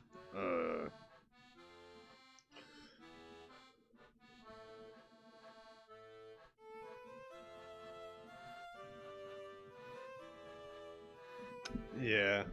Oh, it's random. Okay. Fuck's positioning the later half out strategy where I actually got to pay more attention. Okay. Yeah, good luck with that. Like, I like the look of the gear, especially for, like, the maiming classes. But I'll be honest, depending on how it goes, if there's any raids I'm going to do Savage, it might just end up being P8, P9 through 12 when that happens. And even then, I'd rather not cry. Oh, it's one of those toy cars.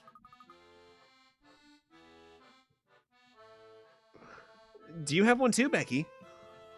Me? I'm not into that kitty toys like that.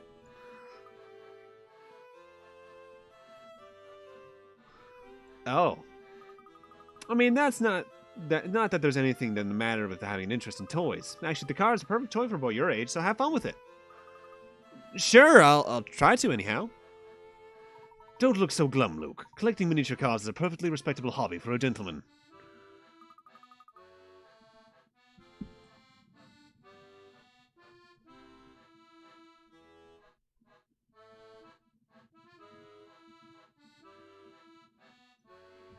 Yeah, I guess the professor's got a point there. See, I told you. Toy cars! Isn't that the Layton mobile from the first game?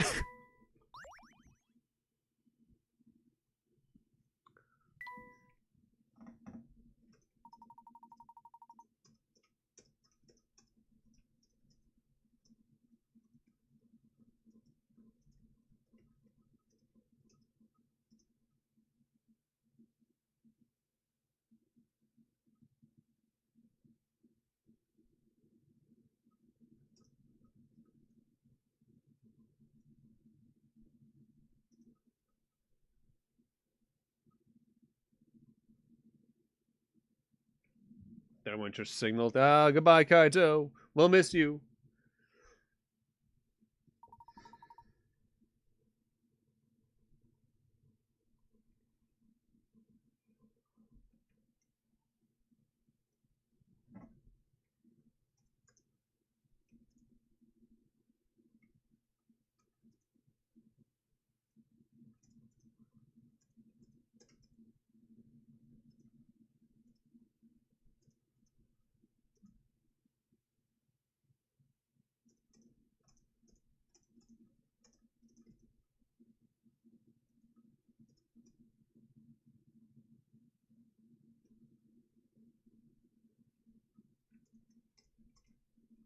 Give me a sec.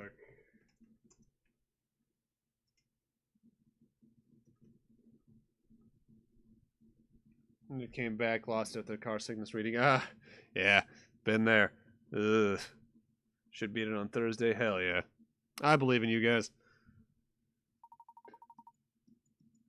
Wait. Did I read that right? We're like driving a car? Pick up items on the track and lead your car to the goal by placing tiles in the correct spots. Number and type of tiles available to you changes with each track. Drag a tile from your inventory box. Each square can accommodate one. You can only place tiles in standard terrain such as grass or sand. Tiles can be placed on squares. Car rolls over a jump tile or leap over a single square no matter what that square holds. Arrows, it'll move in that direction. Once the car is passed over the tile will vanish from the board. You can change the initial direction of your car by tapping it before it starts. Your car can only cross over drawbridges if there are no gaps. Rise over drawbridges by rolling over the car with the yellow switches on the track. Tap clear to return all tiles. Okay, so it's one of these types of minigames.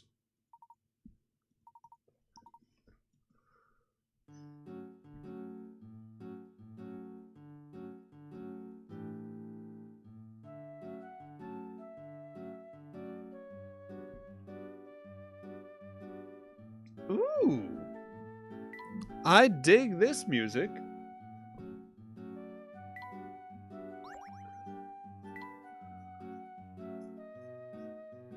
Alright, so we need to reach here. So let's figure out how.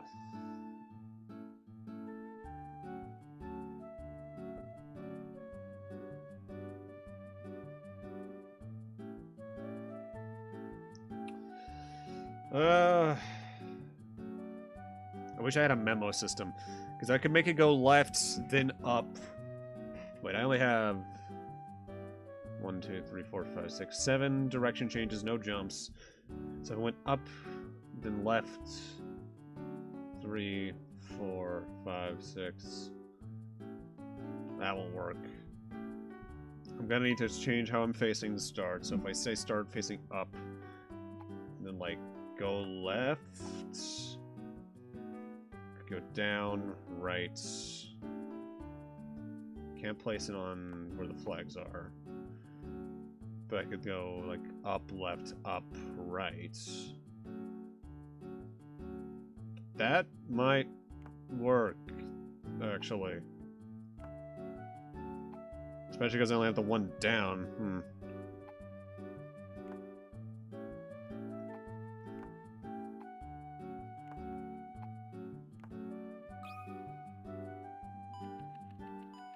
Oh, this is adorable already. This is oddly Mega Man Star Force.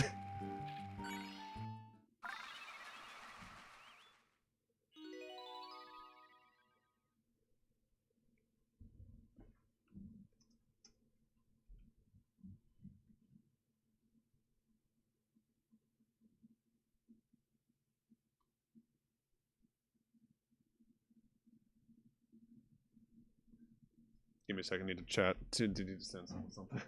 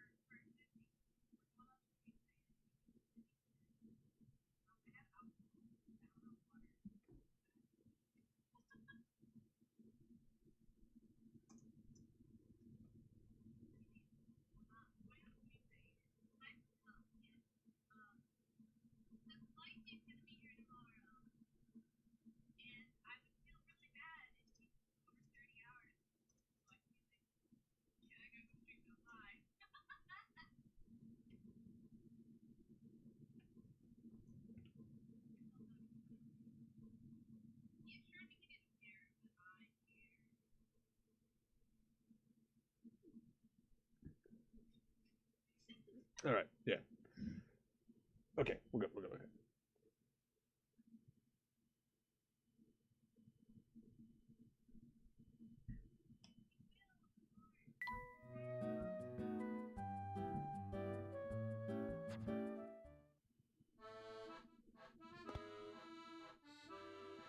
It does seem like it's gonna be a fun mini game.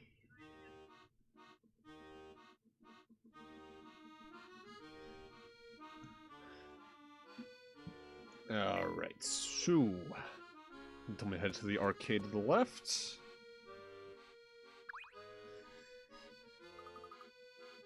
Long ass mountain road. Sometimes I think about the mountains, and there was one time that my family, when we were on vacation, drove up and walked around Big Sur. I was complaining the whole time because I was young, only wanted to play video games and eat.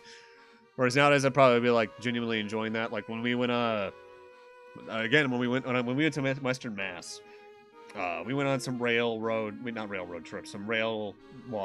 walks, and those were real chill to walk around. Hi there, you're Max, right? Ding, ding, ding. That's correct, but how did you know my name? Becky told us who you were. Bzz. Invalid answer. So Boss Becky sent you. You must be staying at her hotel. Ding.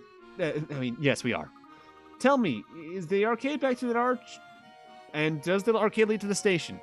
Ding, ding, ding. Yep, that's the arcade. If you walk all the way through, you'll hit a big street. That street is called Flatstone Street. The subway station is on the north edge of Flatstone.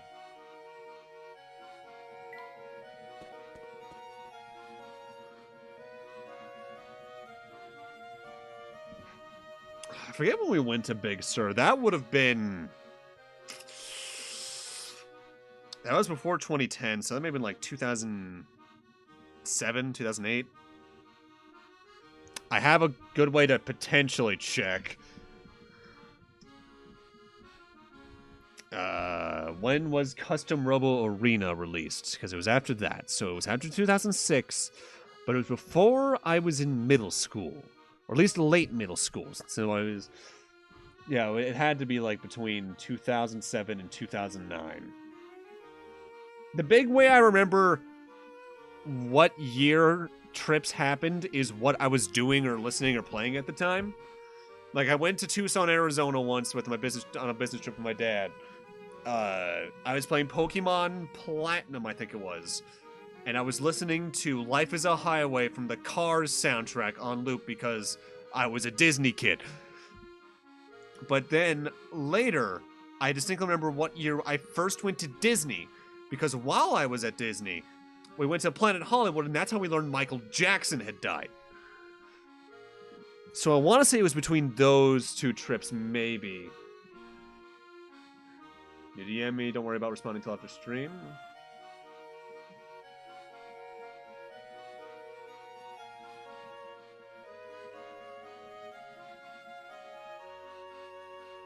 Alright, hell yeah. Hell yeah.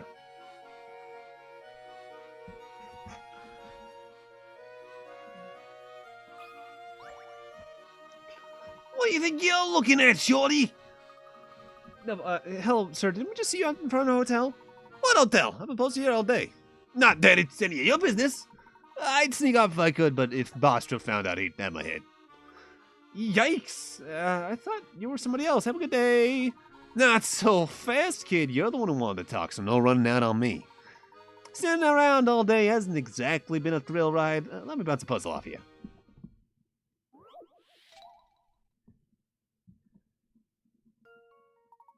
If 7 days after 70 days ago was Sunday, 7 days before 70 days ago from today is what day?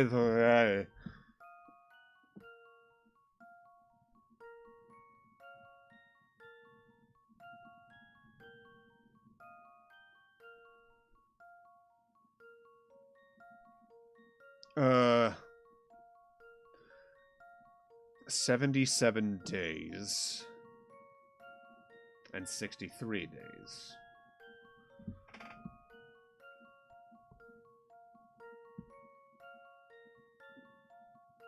That's 11 weeks and 9 weeks. It's another Sunday.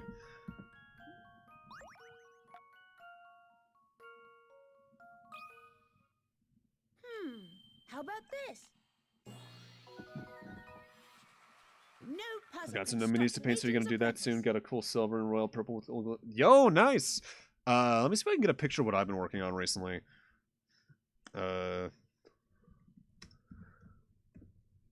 Because I have been working on a model kit recently. One of the ones I got from HobbyLink Japan. This isn't my picture of it. I'm just getting this one off of Google. This is what it's gonna look like when it's done. Oh, I need to do the convert and save image as because the dumb Google thing. This is what I'm currently building.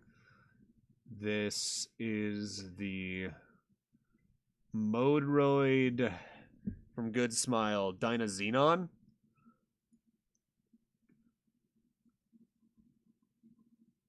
Downloads this.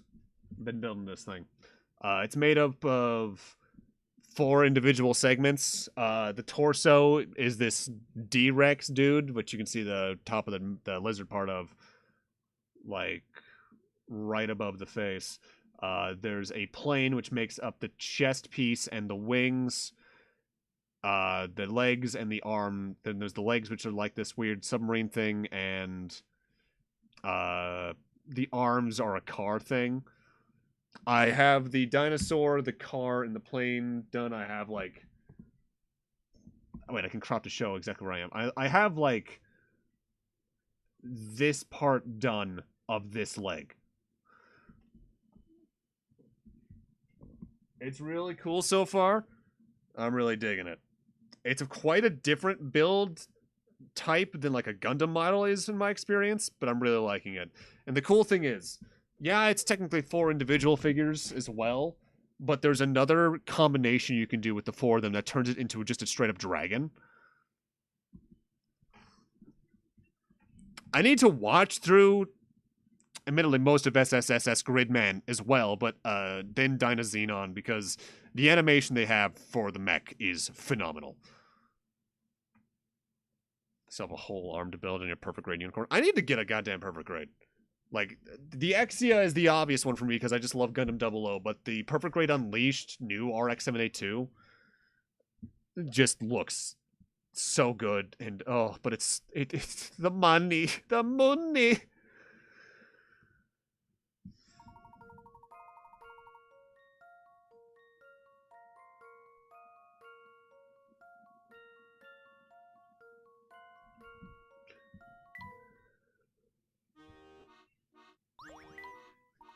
Ah, you solved it already. Ah, great. What am I supposed to do from keeping from nodding off on the job?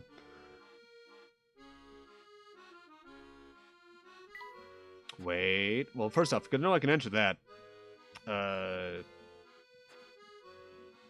Where would there be any and all hint coins?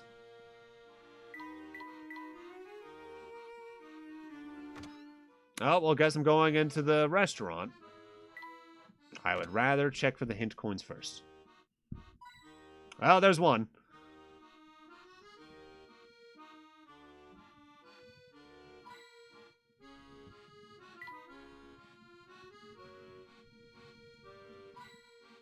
And there's 3. Perfect grade 00 Razor, or built a number of other Gunpla. Yeah. The Irvin armor for the core? The core Gundam's a brilliant concept. I just didn't get any of them because, to be honest, I'm very picky with model kits now. Like, I'll build the occasional real grade, especially like the super solid ones, because I hear like the real grade crossbone's really good.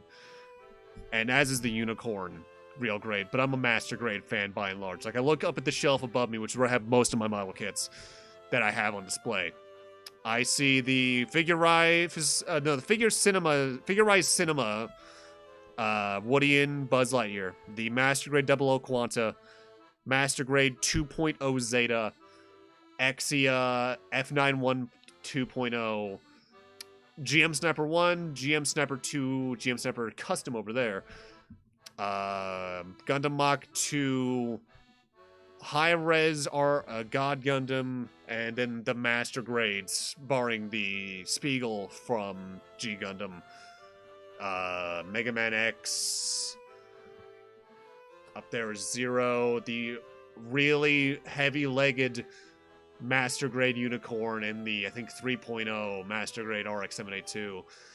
Then, like, I think that's the high-grade Mazinger, Flame Toys, Optimus Prime IDW, Metabots, Rokusho / Kuwagata model, and then the Super Mini Plaw Voltron.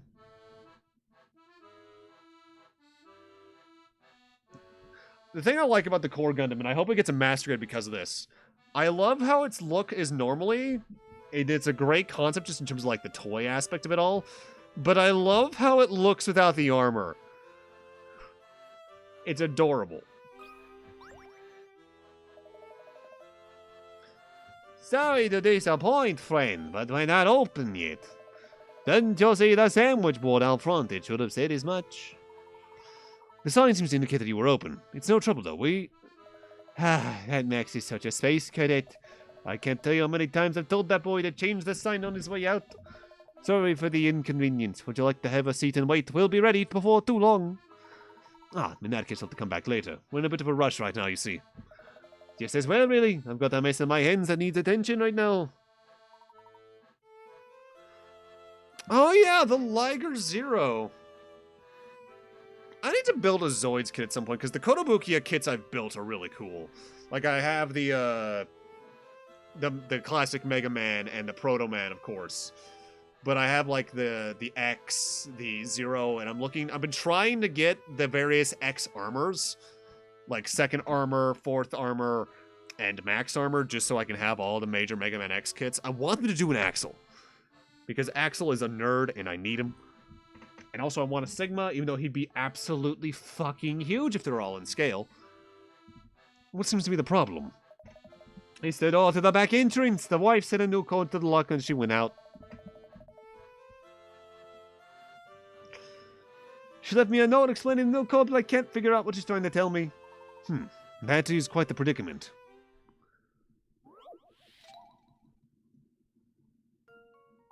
You need to enter a number to open the door. The only clue you have is a hastily written note from the woman known for her poor handwriting. What is the number?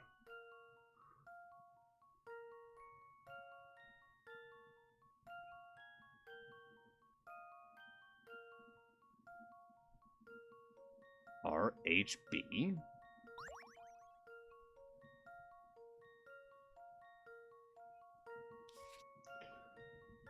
It might not be that, though, because I'm looking at it. This B looks like it's more like a 3 and a 1. And if I look at it from that perspective, this looks like a 1 and a 2. So what's the H?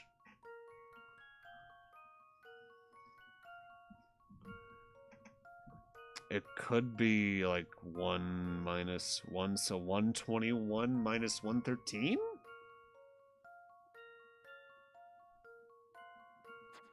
Is the code literally just 8? That should do the trick. Just as I suspected. Justin's getting the Bard main friend since Heaven's Word to look over your stuff. Hell yeah! I'm a little surprised you've ended up, like, getting really attached to Bard. Because you, early on, were playing, like, Gunbreaker and one of the healers, I think? It's a little surprising. That said, Bard I liked. I was out laughing the other day because I realized in the time it took me to do 1.5 magical DPS to 80, I did all 3 range DPS to 80.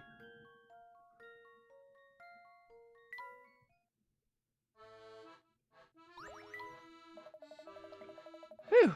Thanks to you, I can finally get back to cooking. Come back later, your dad's on the house.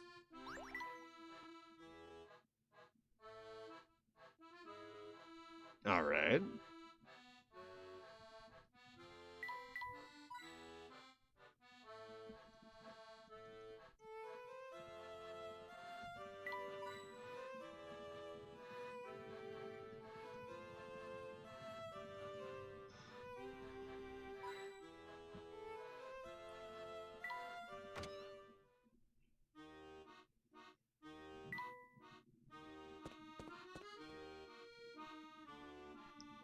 One in the light, one in the light.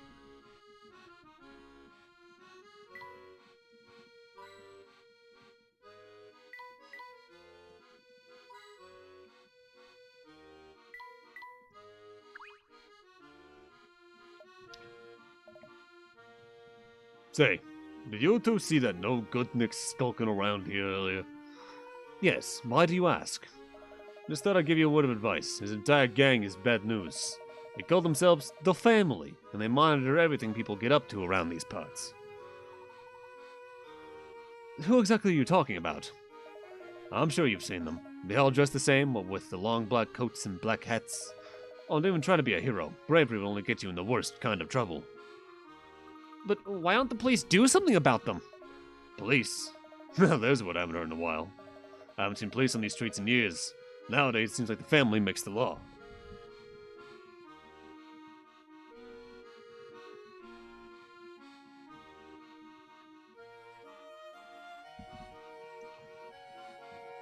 How terrible. You're telling me. Oh, here comes one of the goons now. Try not to stare.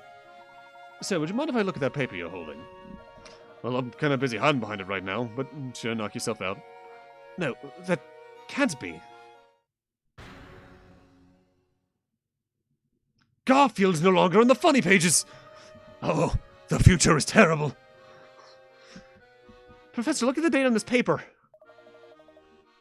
Hey, no need to act so shocked. It's just a newspaper. Anyway, I've got places to be. Could I have my paper back?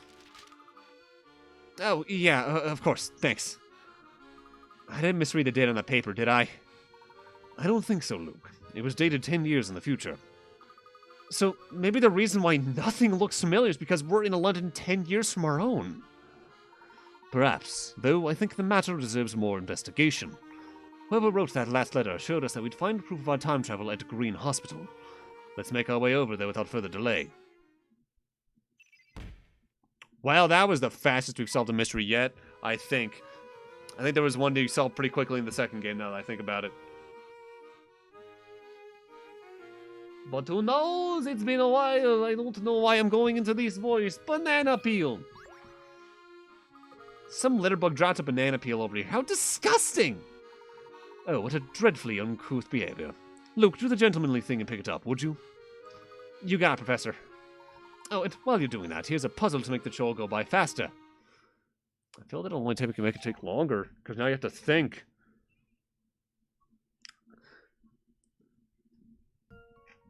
Yeah, like, a bunch can change in 10 years on, like, a personal or political level. But unless some natural disaster strikes, I don't see a city visually changing that much over 10 years. At least a place as old as London is. Because I say that, but if you compare Boston from one period at an end of a 10-year period and another, you lost East Boston, but you gained, quote-unquote gained, Logan Airport. But to do that, they displaced thousands of people, if memory serves.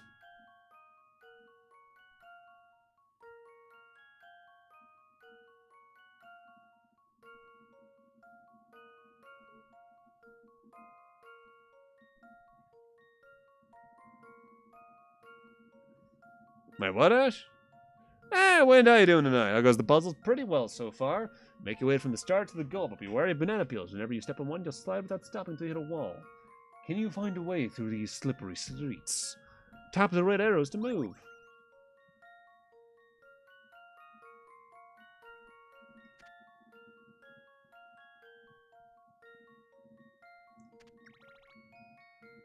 Okay, so the bananas don't go away. My initial strategy was just to get rid of them all and see where I went from there. I have a pretty good idea from here.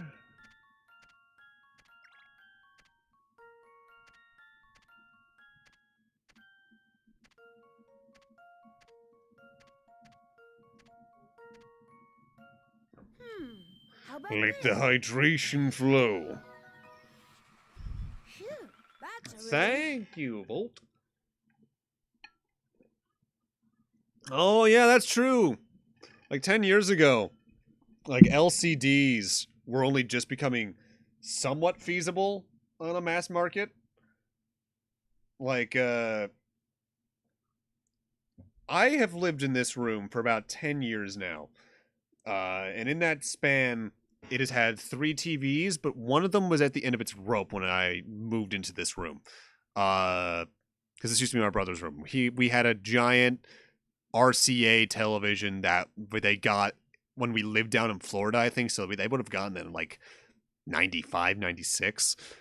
That's what I used to play Ocarina of Time a lot when I was younger. That's how I first beat that game, as well as playing Smash Brothers and shit like that generally.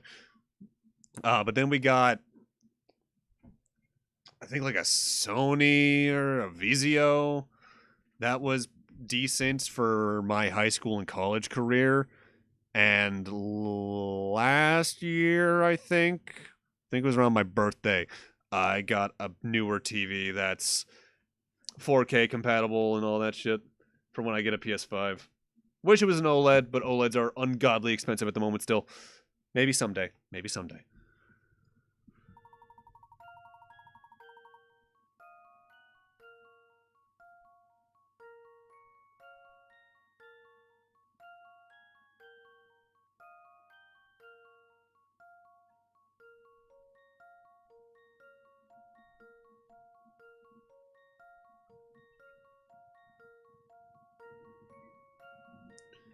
Yeah, hell.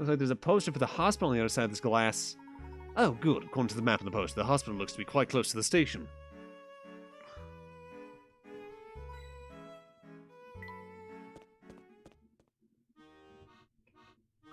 Well, that was easy. Look, Professor, we're just a few steps away from the hospital. Wonderful. Let's head over.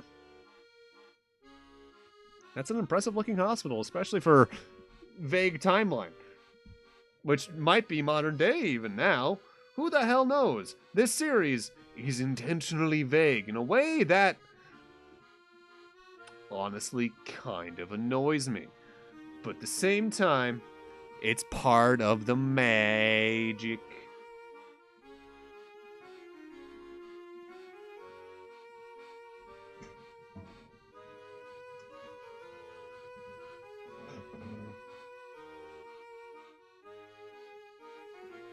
Oh, by the looks of one of my friends is about to finally beat Minesweeper on stream.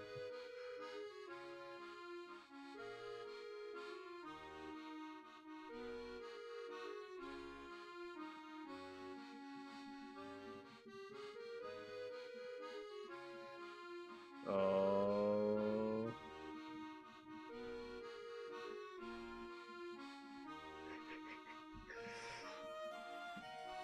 Couldn't be me, because my brain hurts with Minesweeper.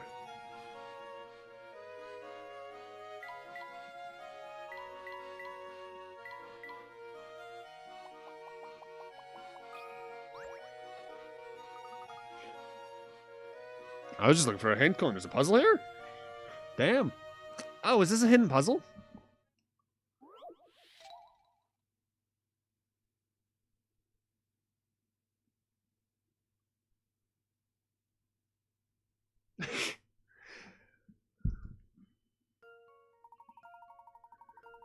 Hey there, I'm trying to shoo the birds away from these power lines. Each time I clap my hands, half of them fly away, but one comes back. This pattern never fails.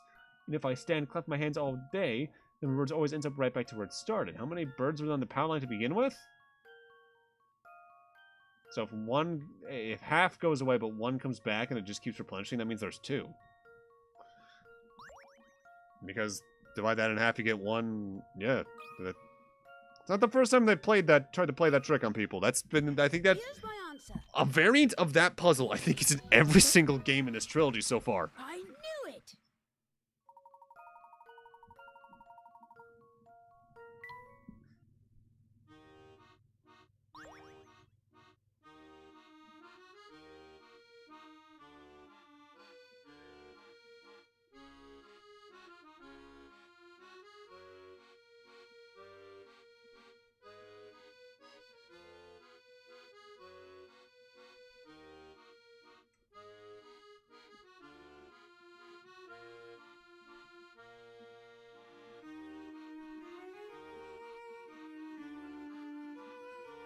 It's like the stepladder argument in Phoenix Wright. Sort of.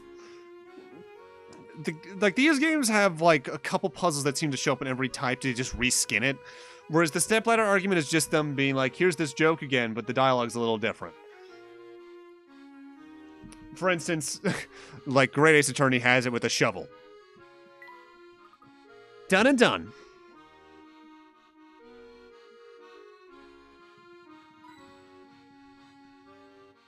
Oh. Interesting. So sometimes it won't do the leaves? I thought that would have been cool. I understand, like, placing... Okay, sure. Where a hint coin is and shit, always to have, like, unique stuff going on would be annoying, but... Wait, was that 3? I think that was 3.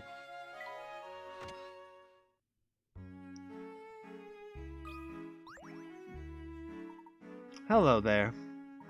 Good day, madam. Would you mind helping us with something? Sure, I've got nothing better to do today. Place is dead. We're here to visit someone in your care. Could you point us in toward room 312? Room 312, huh? Let's see, Dr. Andrew Schrader from the second game. Sure. What? I'm sorry, did you say Andrew Schrader? Mind your volume, sir. You are in a hospital, after all. So, you two relatives of Dr. Schrader? No, actually, I'm a former student of his. And your little friend there? He's, well... Dr. Schrader's pupil's apprentice. Huh. Old 312 is quite the fan club, doesn't he? Anyway, you can see him if you like, but I'm gonna need you to fill out some paperwork first. What kind of paperwork? Just hospital policy. Don't worry, though. It's only one question.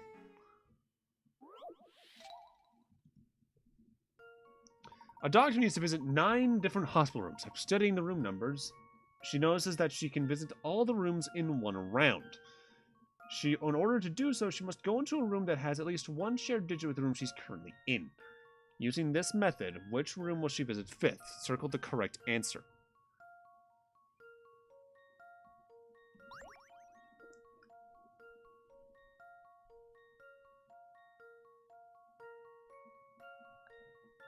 So, like, if she went into room 18, she could go into number 38. From 38, she could go into 33. And from there into, like, what, 63, 65, 54...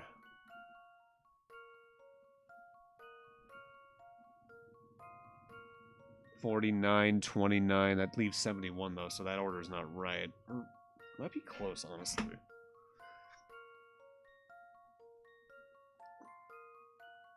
Might be like 18, 71. There's no other 7, so 71 might have to be done last. So like, if we could start from there, it's like 71... I need to start writing this down. So if there's 9 rooms...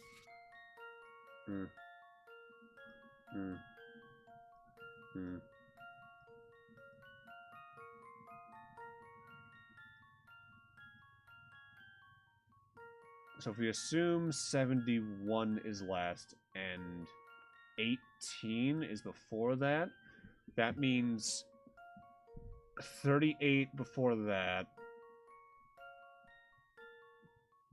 And from there, there's no other 8, so it would have to be 33. Or 63.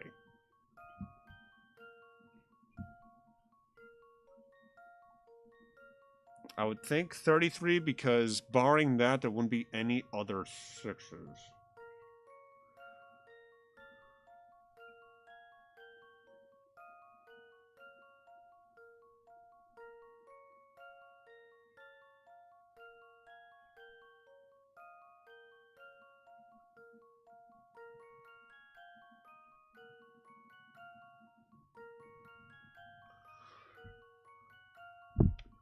She's stuck on a 50-50? Oh, fuck.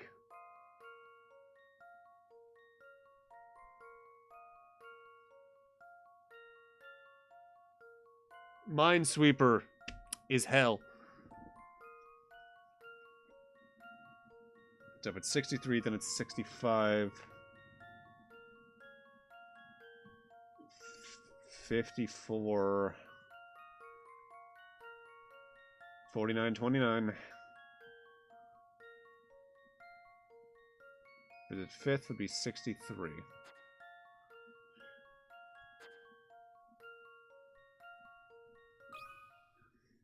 That should do the trick. Just as I suspected.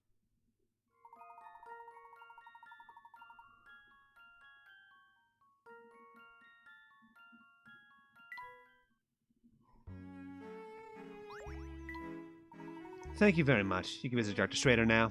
His room's on the 3rd floor. Just take those stairs over there.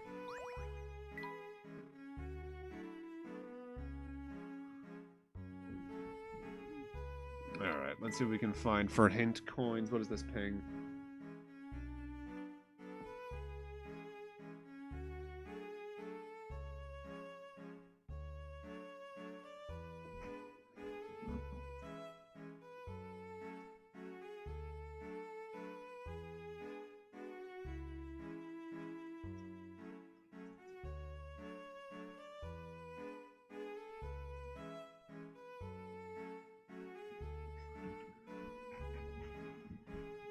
Alright, where would hint coins be?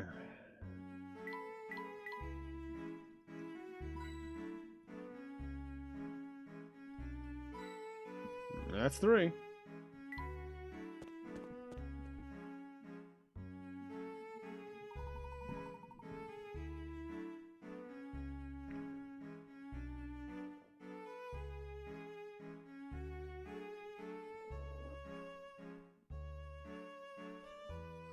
Strange, no one's in here. Perhaps the receptionist gave us the wrong...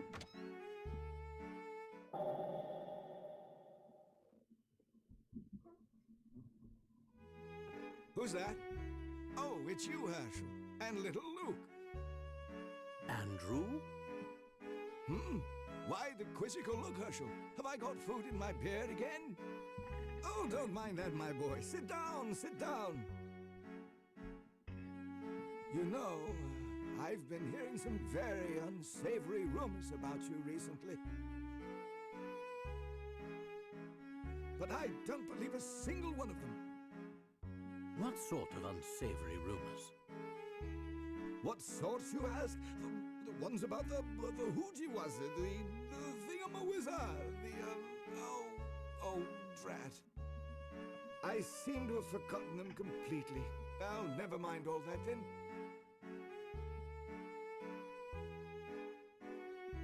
Well, you've clearly been through some shit since we last talked.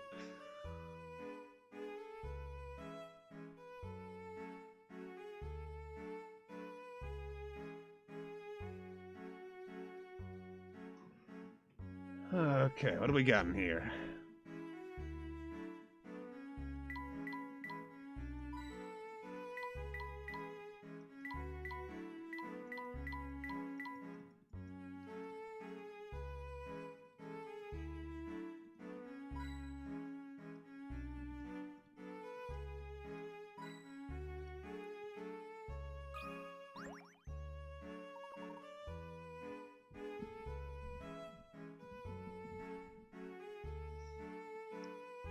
Have a look at this X-ray.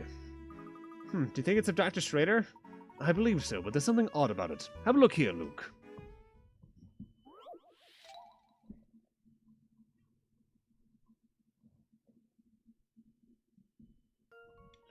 When the doctor showed me his X-ray, he said they found scissors they lost last week during my operation. Look, see that shape? Can you believe it? I wouldn't worry about those scissors. This is what you should really be concerned about. What was Layton referring to when he said this? Circle the answer, then tap submit.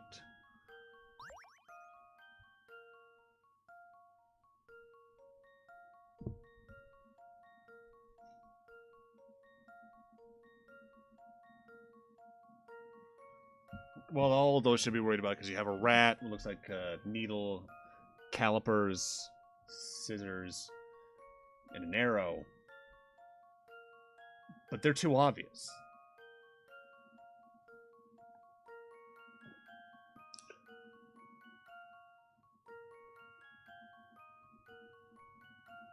What looks unobvious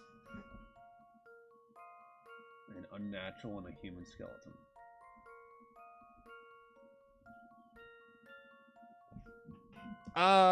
Wait, what the fuck? What the hell's that? Is that like a bone fragment? Let's see if I've got this right. Few things satisfy like a puzzle solved.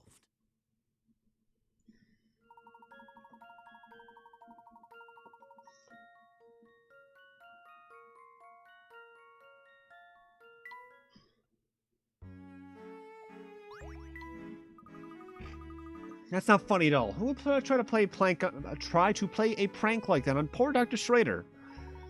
Let's not jump to any conclusions, Luke. The doctor's quite the prankster himself. It's entirely possible that he faked this whole X-ray and placed it here to surprise his visitors. If that's the case, he sure got me good. I was really worried for a moment there.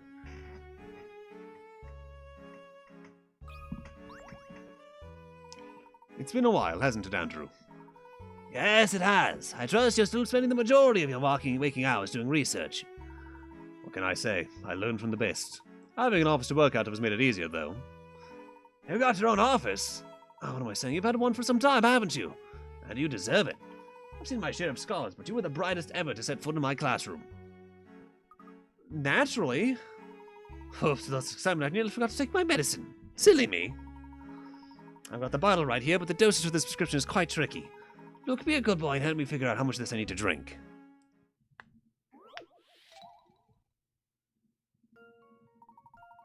Dr. Schrader needs to drink 1/5 of this bottle of medicine per day over a period of 5 days. Unfortunately, the bottle isn't marked, so there's no way of telling the dosage of it. Now it's time to take the second dose. The medicine in this bottle has been reduced as shown in the diagram. Where should he stop drinking today? Draw a point on the bottle to mark the stopping point.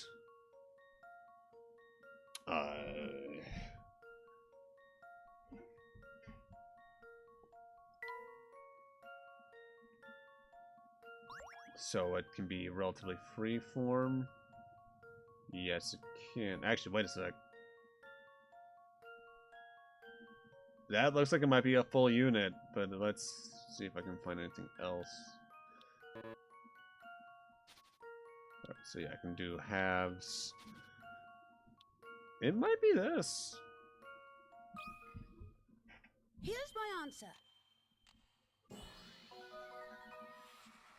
I knew it!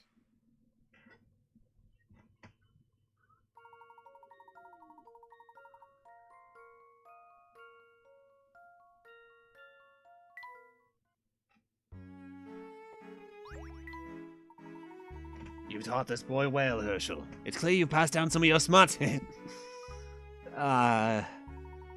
I was saying you always were the brightest, though I had other people who came close. That boy was something of a whiz himself. I wonder whatever became of him. I swear to God, it's the fucking Liam O'Brien motherfucker from the start of the game. Well, Andrew, it's been wonderful seeing you, but it's growing late. We ought to be on our way.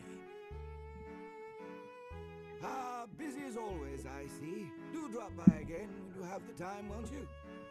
Oh, but before you go, I have something of yours I should return. I've been looking after her for some time now, you see. Keys! I won't be needing her anymore, so you can take her away. The old dear's parked around back. Oh, it's the car, isn't it? Okay. I see. Thank you. It was a pleasant surprise to see you here today, Herschel. I know you're in a bit of a hurry, so take those keys to the rear of the building.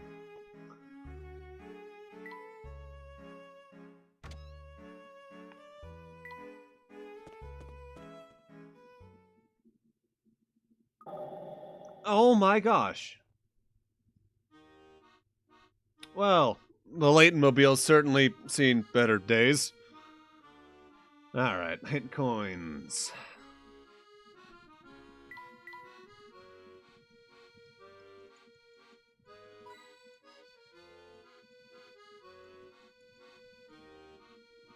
I'm going to avoid the car because the car itself is probably a puzzle. Why, this looks to be my car. I thought the same thing. Come to think of it, I've never seen anyone else with such a funny-shaped car. Funny-shaped? I'll have you know, this is a classic. Judging by the dust and dirt on it, it must be. I guess no one took care of the poor car the whole time it was parked out here. Yes, it does appear to have been left exposed to the elements for quite some time. Why don't we see if the car still runs? If it does, we won't need to depend on the subway anymore. That's an excellent suggestion, Luke. What's the matter, Professor? Someone's installed a peculiar lock on the door. Who could have done such a thing? The secret number?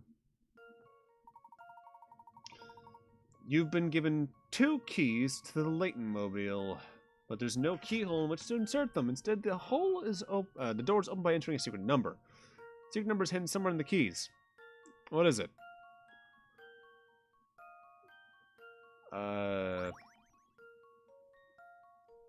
So I can rotate the keys.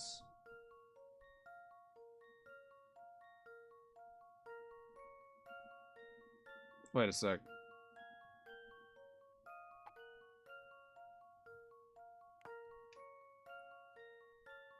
Maybe... That's cool. That's so cool. That's so cool! I need to take a screenshot of this one. This one's... I like that. That's really cool.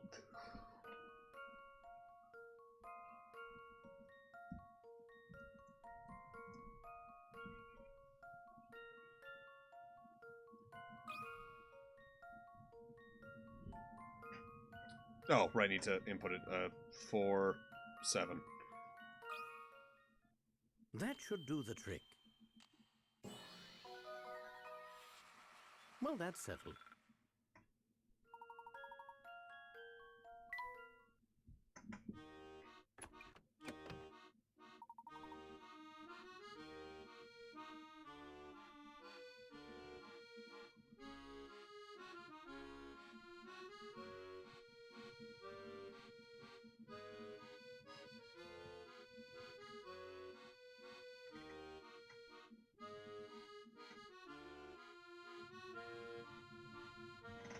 There we are. It's finally open. All right, start her up, Professor. Well, old girl, you're dead. What's this? The engine won't start. Well, it has been 10 years since we last saw the Layton mobile, Professor. I wouldn't be surprised if there was a broken part or two.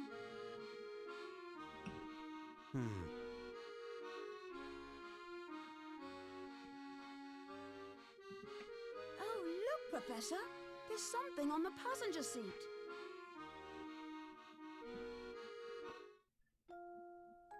Professor, I hope that by this point you're convinced that this is the London of the future.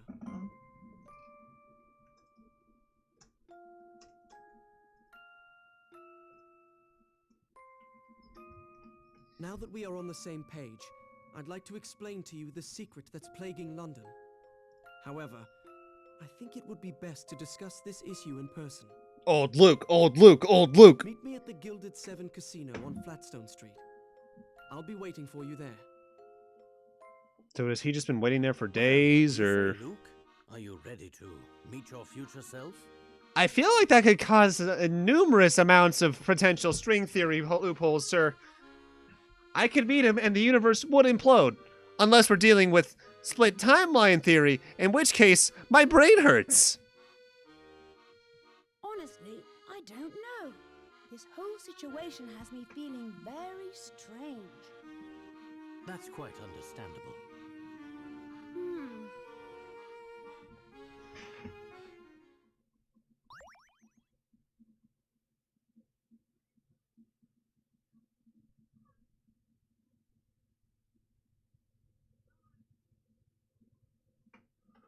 Okay.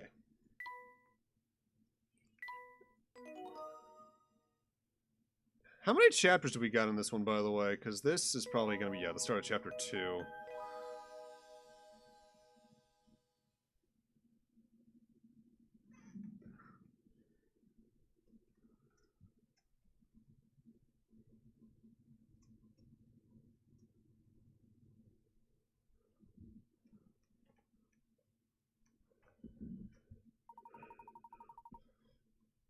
Are you getting accustomed to moving around and investigating the city of London? Here's some advice to keep your investigation running smoothly. Blah, blah, blah. Further explanation on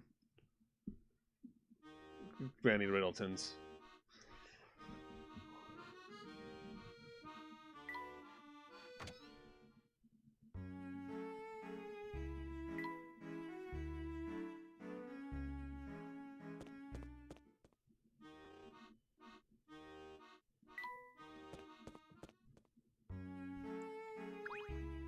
So, we're looking for Flatstone Street. Luke, if we're to visit the casino, we need to take the railway back to Flatstone Street. Okay, Professor.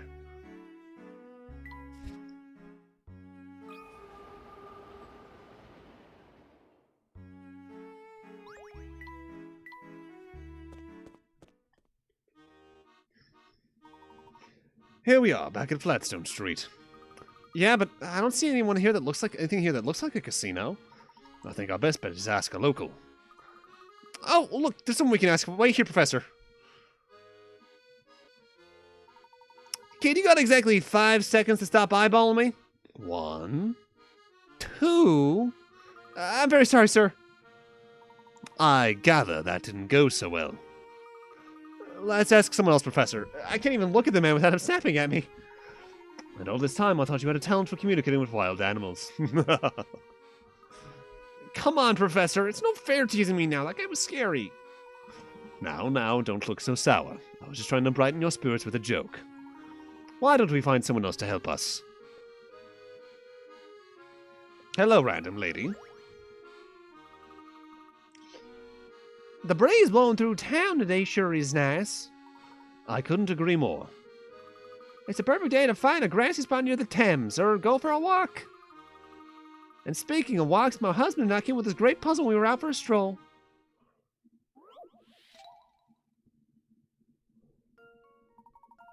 The bridge below has been painted in a black and white checkerboard pattern. Starting at the bottom left arrow, you need to cross the bridge and finish at the upper right arrow. You can only move one square at a time, either up, down, left, or right. You can't move diagonally. Here's the tricky part. How many different routes are there across exactly 4 by 3? 4 black squares and 3 white squares. Okay. So, like... 1, 2, 3, 4, 5,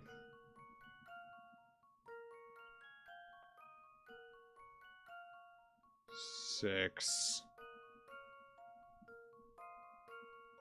My brain hurts already.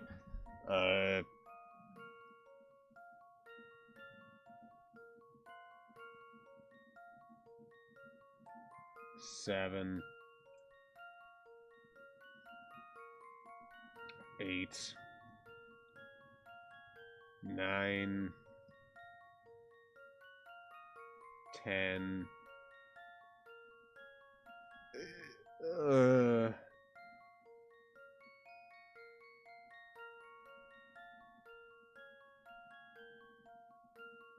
11.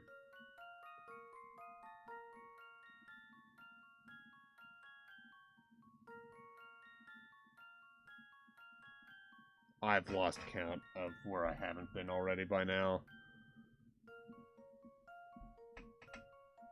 If we're at 11, let's see what we got for hint coins.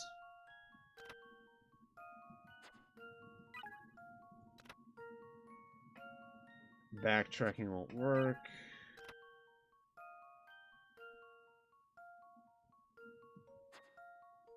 Okay, well those are officially useless. Shit, we're at 11. There's definitely more, but I don't see there being more than like 20.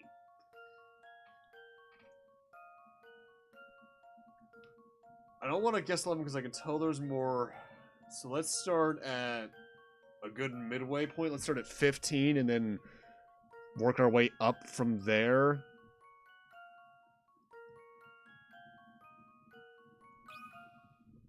I've got a good It could be feeling about 14 this though, one. now I think about it. Or we're good. Well, that's settled. I'll take it. Fuck yeah.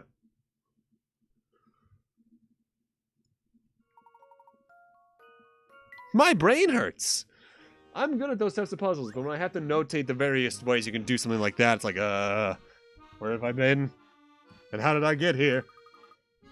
Say, you've got some smites. Nice work there. I used to love walking with my hubby. Back then, he'd walk home with Dada every night. Used to. Say those carefree walks in him when we moved here for his new job. Must be working him like a dog because he hardly ever comes home.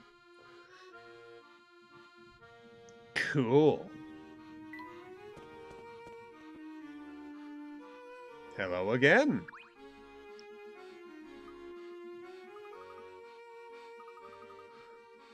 Oh, what do you want from me? Don't hurt me, please. I'm begging you. I don't understand. Why are you so scared of me, sir? You? No, it's your friend with the big hat. He's looking at me. Please calm down. I mean you no harm. You must have me confused with someone else. One thing I want to know is the location of the Gilded Seven Casino. It's around here, is it not? Casino? Oh, I get it. You guys are testing me. You want to go see your face? Let's go spill the beans.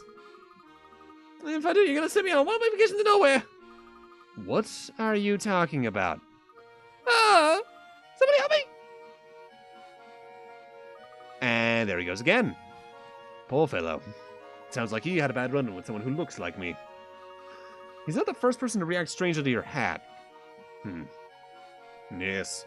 It seems my doppelganger has quite the fearsome reputation.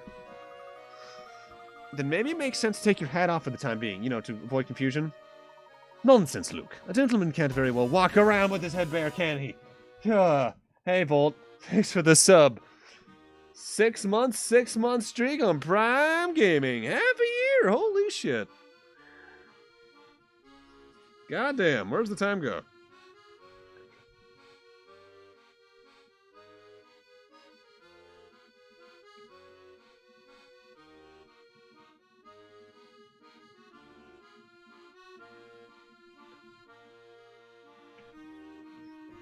Trying to think, what was I even playing half a year ago? Let's see, that would have been...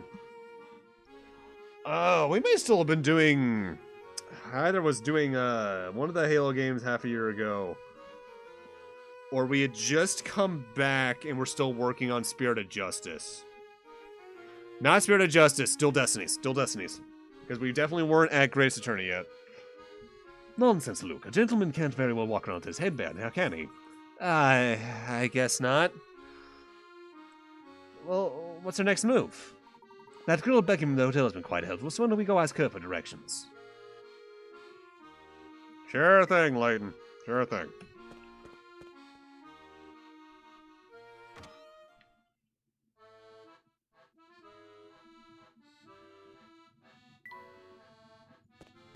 Wait, no, I didn't want to go up to the room.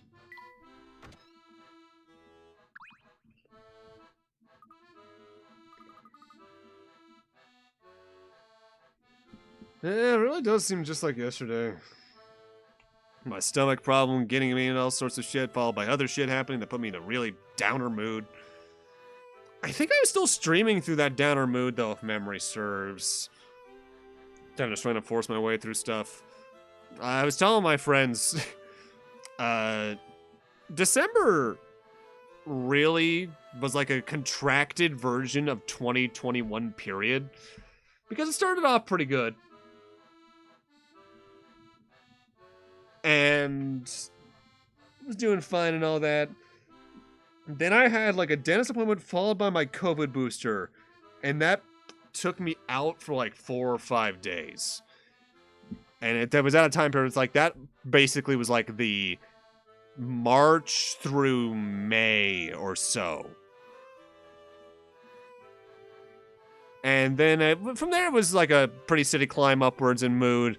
And then the end of the month just really spiked up in quality. And now here we are the next year.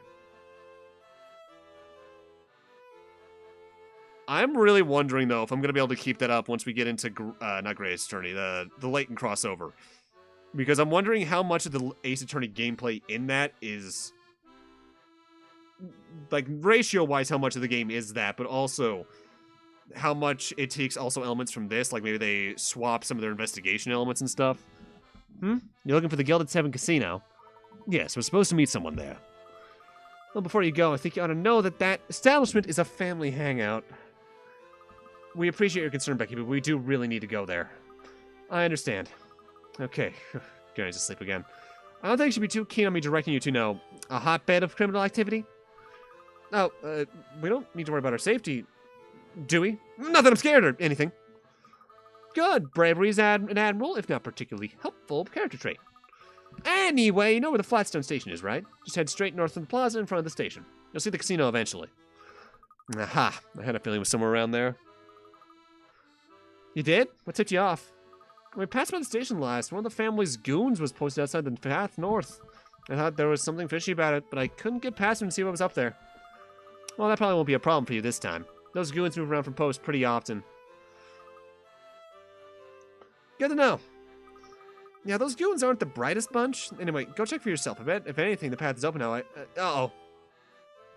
Becky, these are our guests. I'm sure they have better things to do than listen to you blather at them. No need to worry then, Margaret. Becky here was just giving us directions to our next destination. Oh, is that so? Well, as long as she's being helpful.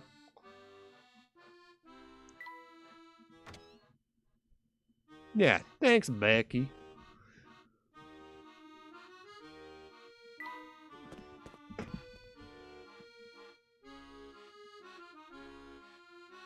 Oh. Okay, so we might have something really good in stock for when we raid. Because, one of my friends is playing that new Five Nights game. and we might be able to jump scare. Look at that bird in the sky over the professor. What a beautiful plumage. That's no common bird, Luke. That's a parrot. How do you suppose it got here? Let's ask him. Hey, Mr. Parrot, where'd you come from? Oh, I think you may have been a bit too eager there, my boy. You scared him off. Oh, I was just trying to be friendly.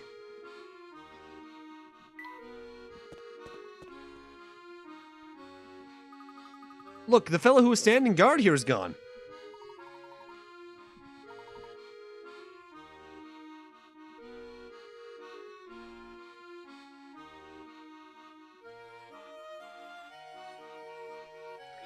It seems Becky's guess was right on the money. Let's keep moving north.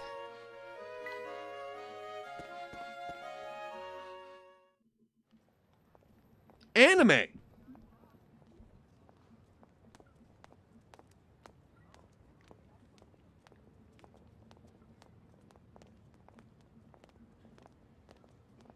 Huh?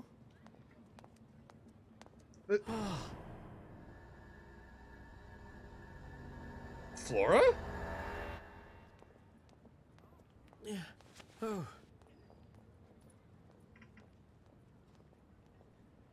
Huh? Professor? Oh, it's just beautiful, Herschel. Oh, do you really like it? I don't just like it. Wait, I love it. Thank you Is- so much. is... Picking out the right gift can be quite the Huh? Lucky for me, every puzzle That's not Flora, then. has an answer. Isn't that what you always say? Yes, well.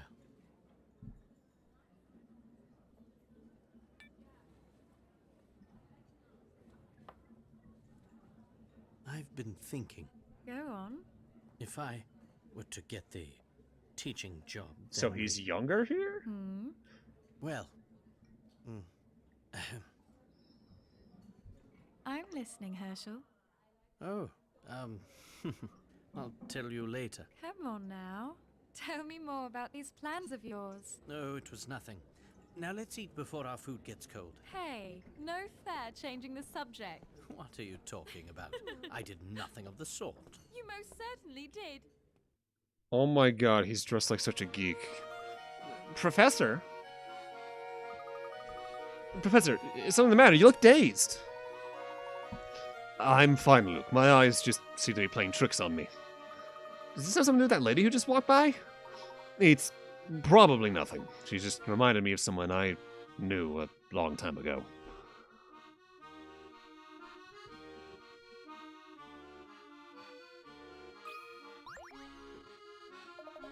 And just where do you think you two are going?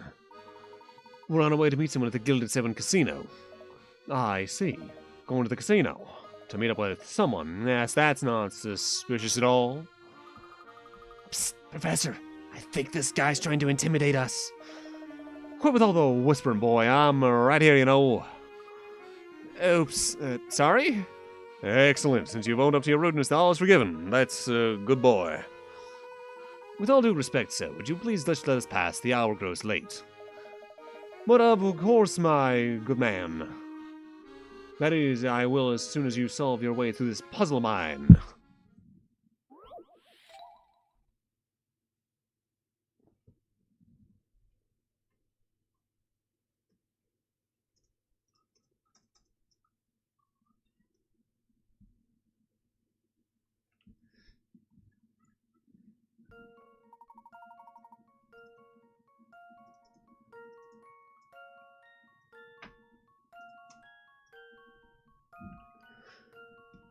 All three shapes here are created by rotating the shit and shifting the same capital letter from a mirror. So what letter is it? Well, it's got a round portion. Otherwise, what though? The first one be a thing. And it's got some form of descender. Just due to this. I guess it could be an ascender. So we've got... I'm assuming it's like a reflection, so like left to right, left to right, left to right. So we got some sort of round portion. And either a descender or a riser. But also that descender either has one of these. It's either like...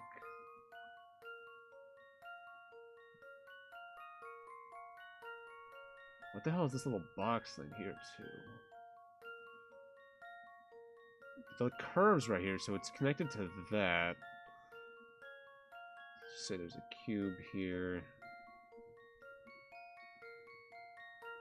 Alright, so looking at this, this could either be a lowercase b, capital letter though. Okay, so it's a P then. Because it's the only thing that has a descender. Whatever I can't remember my typographical terms. I remember kerning and leading because those are more important, but typography itself kind of escapes me. I know how to make letters, that's all I need.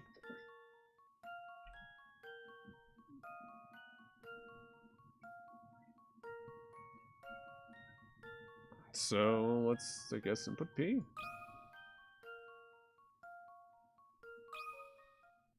That should do the trick. Few things satisfy like a puzzle solved.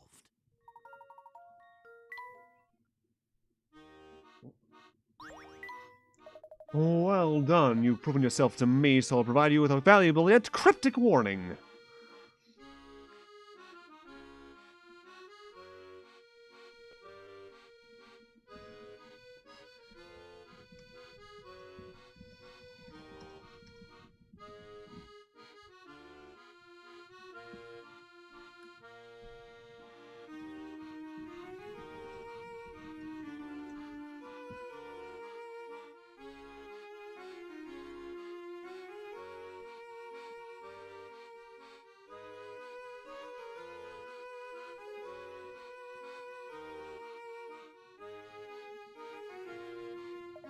Danger lurks about that hat of yours. You'd best watch yourself around here. Why is everyone so fixated on my hat? Do you know someone else with a hat like mine? If I told you it would kill the suspense, wouldn't it? I'll leave that little mystery to you. Sure, why not?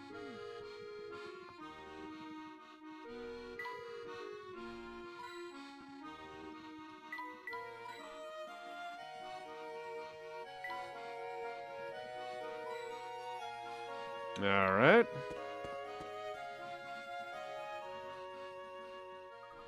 Wow, now that's a casino.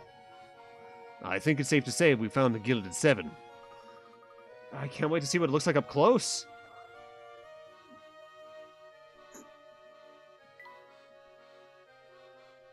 Wait. Look for hint coins first.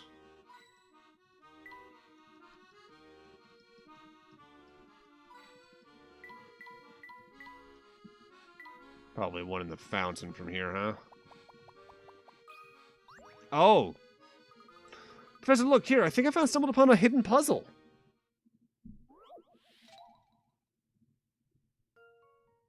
One of the 5 people shown below has the very unique nickname of Mr. 820. Pretty weird, right? Well, apparently everybody sees this person and thinks it's the perfect nickname. So then, who is Mr. 820? Circular answer, and then type submit.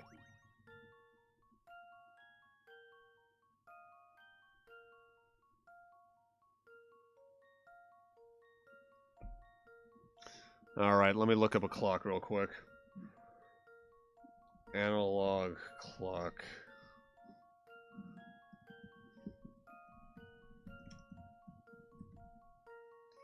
Wait, what am I doing? I could just click the Windows clock to see this. 8's right there. 20's right there. It's E. It's his mustache. Because they're trying to point out various numbers. It's looking like everyone has a way you can see 820. Like 280, 820, 8. I don't know where the fucking 20 is on her. This guy is just the fucking clock personified, but I'm thinking it's E because his mustache is directly like 820.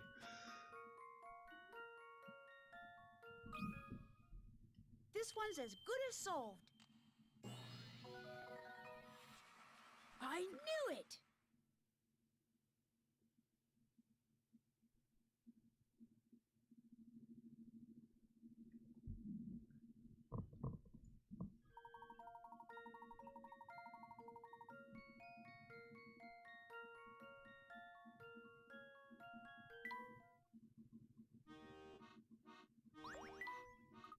That puzzle was a piece of cake.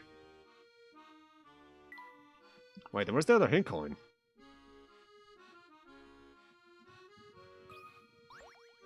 No, well, I guess I'm doing this instead. Good evening. This dude looks like this guy's dude. This hair, the hair of this dude reminds me of Twisted Taylor from Abridged. Good evening, sir. Can I please see your membership card? What membership card? The Gilded Seven Casino is a haven for society's finest ladies and gentlemen together. We check membership cards upon entrance to ensure that less savory tips are kept out. This is certainly the first effort of the policy. I don't suppose you'd be willing to make an exception for us. Your height shows me you to be a man of impeccable character. Now we need to test your intellect. If you can solve this puzzle, let you in without a card this once. This fellow seems awfully focused on your head as well. Naturally, is there any greater proof of one gentlemanly nature than a fine top hat?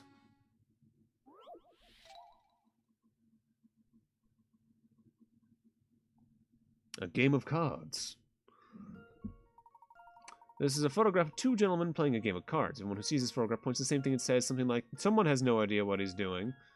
Circle the part of the photograph that people are referring to?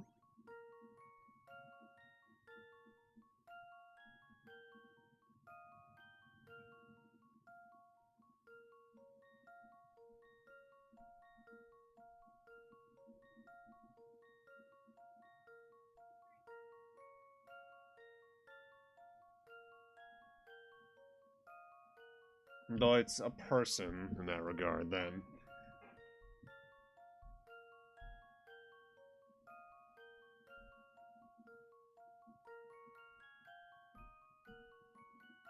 There's only so many people here. And if it's...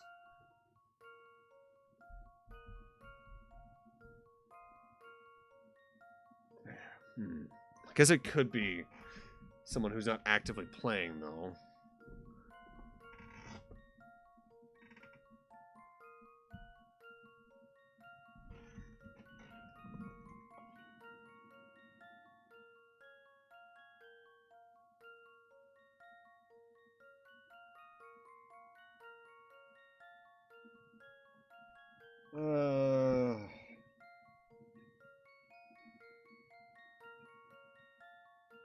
Wait a second. No, I don't know. Sitting at the table? Not off the top of my head.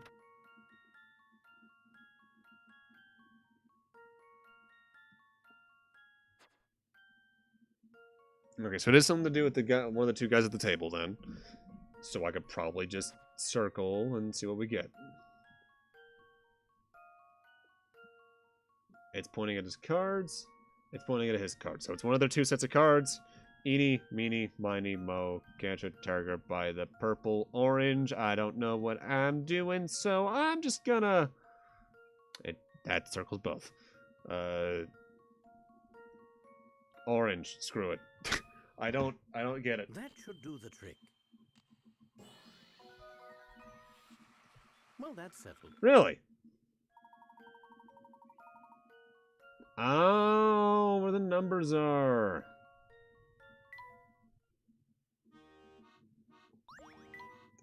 Excellently solved, sir.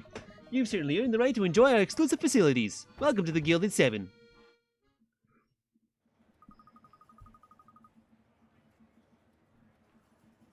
And just look at these fountains and the floors. This place must have cost a fortune to build. Or they just stole it from Yakuza 2. I know you're excited, Luke, but do try to keep your voice down. Sorry, Professor, this place is just so impressive. I understand the feeling. It's also quite large. Finding your future self in here may prove a challenge.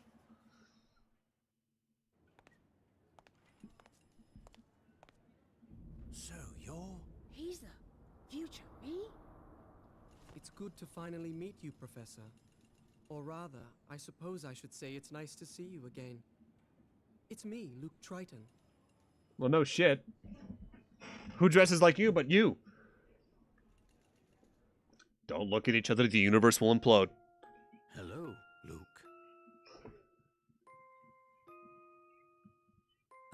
Hi, Professor. Oh, you're talking to him. This is going to take some getting used to. I can't believe how small I used to be. I'm not that small. And that's how the universe wrapped. So this is how Ace Attorney gets wrapped into it, huh? This causes a time paradox, causing reality to rewrite itself in a way that it makes more sense. And unfortunately, the only thing that makes slightly more sense than some of the latent twists is Ace Attorney. So tell me, why exactly did you go through such pains to bring us here? I'll be happy to tell you in just a moment. But before that, I'd just like to verify that I'm dealing with the real Professor Layton here. Who else would I be? Allow me to explain. In my London, it's rare to find someone who doesn't know the name Herschel Layton. In fact, many imposters have come forth recently claiming to be him. Are you saying you think the Professor is a fraud? I'm here for fuck's sakes. Did I always swear like that? When did I even gain a British accent? I only do that when I'm animated. Professor, if you think back on our adventures together, you may recall a man named Don Paolo. As you know, he was a master of disguise. How do I know the man before me now isn't Don Paolo in another of his costumes? Now that's just rubbish, and you know it. You know what? Let's do some math real quick. I can probably find Luke's age real quick. Luke Triton.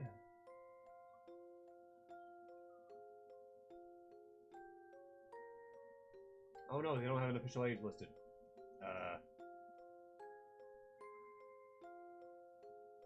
Okay, so in the initial trilogy, apparently based off one line in the prequel trilogy, would make him around 12 to 13 throughout the first few games. So he's like 20, so future Luke here is like 23, 22 to 24-ish.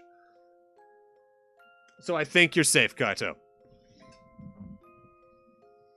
Is it now? He's tricked us before. Who's to say he couldn't do it again? Very well, I'll play along. How do you propose I prove my identity? Well, there's only a couple ways. It's quite simple, really.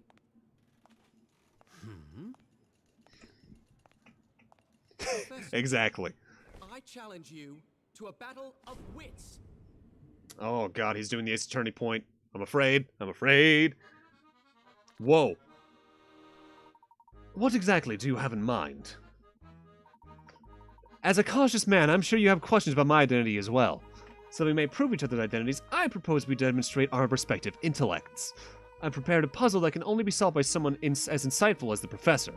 Should you find the solution, I'll give you a chance to present me with a similar challenge. If I am who I say I am, I should have no trouble solving whatever you throw my way, should I? Let's get started. Before us are 4 cards arranged according to a set of conditions, and here they are. First, a heart is next to a diamond. Second, a club is not next to a spade. Finally, a heart is directly to the right of a club. Using these 3 conditions, I challenge you to find the spade amongst these 4 cards. So they don't list the spade at all. If a heart is an immediate right to the club, it can't be this one on the right. So one of these 3 is the heart.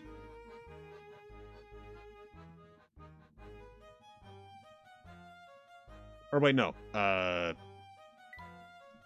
Let's color code this better. One of these 3 is the club. Because the one on the right could be the heart. The club is not next to a spade.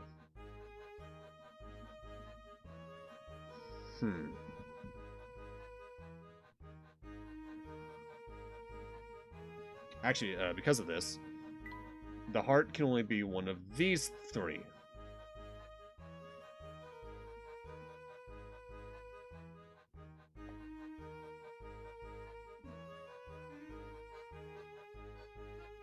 A club is not next to a spade, but it is next to a diamond.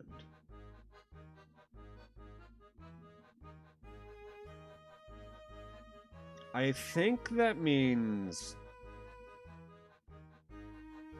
the diamond can be one of these two. Let's just pretend that's a diamond. That is a very lovely club, isn't it?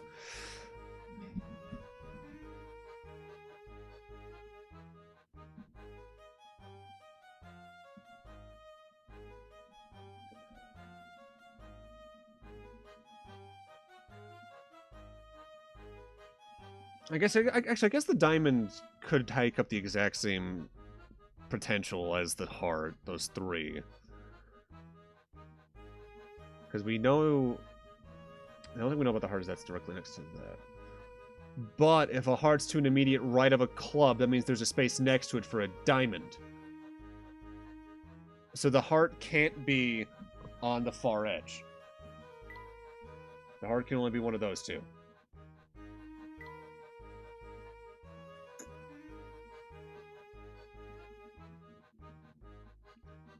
From that, we already know that the spade has to probably be here. We don't know which of these three is which, but we know it can't be on that. Yes, placing the spade there results in the correct answer. Impressive, Professor.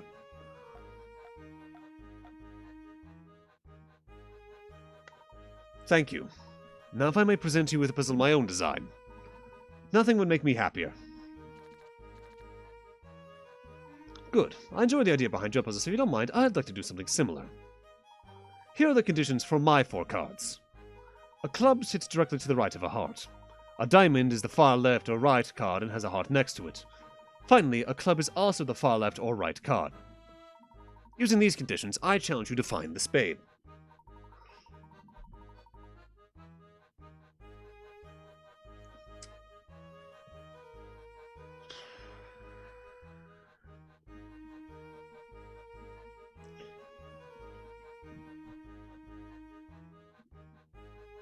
Alright.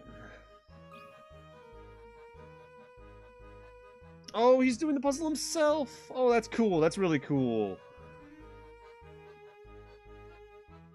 You almost had me there, Professor. But as you know, this puzzle's flawed. It's unsolvable. Is that so? Yes, I tried several solutions, but none work given the conditions you've set forth. Oh, really? Tell me, did I ever state that there are 4 cards on the table contained 1 card from each suit? So you're saying that there is no spade?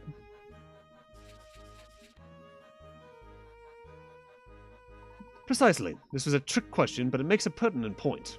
In the puzzle you issued me, you failed to specify that the 4 cards included 1 from each suit. My god! 10 years later, he's still getting in with the trick questions. God damn it.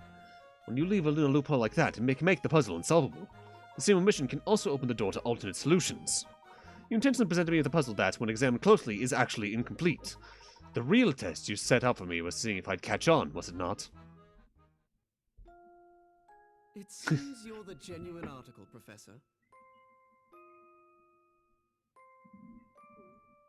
I'm glad to see that I've finally convinced you. To be honest, I was convinced from the beginning. But I just couldn't pass up the opportunity to pit myself against my mentor in a battle of wits. I respect it. I'm flattered, I suppose. But he sounds so pissed. Out with it already. Why did you call us here? Why are some of young Luke's lines, I guess normal Luke's lines, such lower audio quality compared to the rest? That's bothering me. There are too many eyes on us here. There's a supply room in the back where we can talk. Follow me.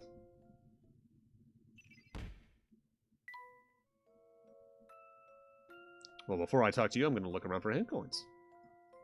Light? No. Dartboard? No.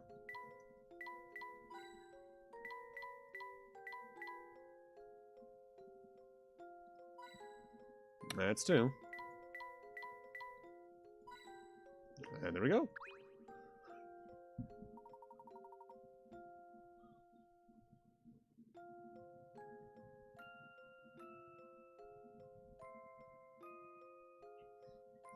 Professor Layton, Luke, welcome to the London of the future. Still not convinced. You met with Dr. Schrader, didn't you? What did you think after seeing him? I'm sure you noticed the toll that time's taken on the good doctor. Yes, that seemed to be the case. And what of fair London herself? You've walked around enough now to see how it's transformed. Can you imagine a 24-hour casino in this sleepy part of town 10 years ago? Everything's changed so much. What happened to the city?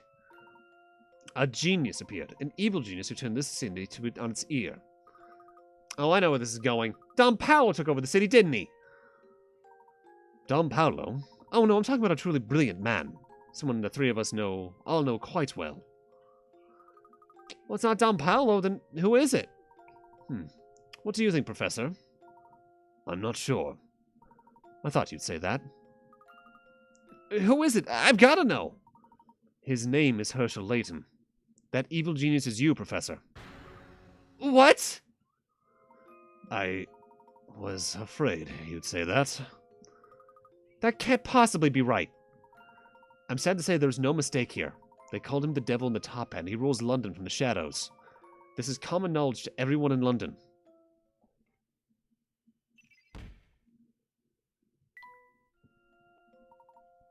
Tell me more, Luke. More? I don't know any more than you do, Professor. No, I'm referring to the other Luke. This is getting rather complicated, isn't it? Tell me, Luke, how did I rise to rule over all of London? Where to begin? Here, Professor, surely you remember this.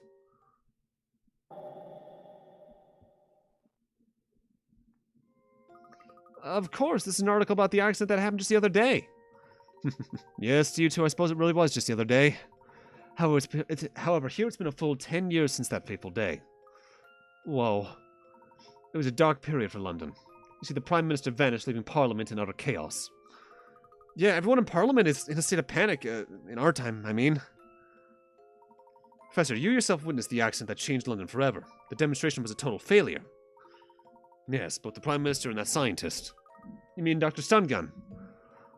Yes, that's right. Several people, including those two, disappeared in the blast. It seems likely the force of the explosion killed them. Didn't the paper say that a few of Dr. Stungun's assistants vanished in the blast as well?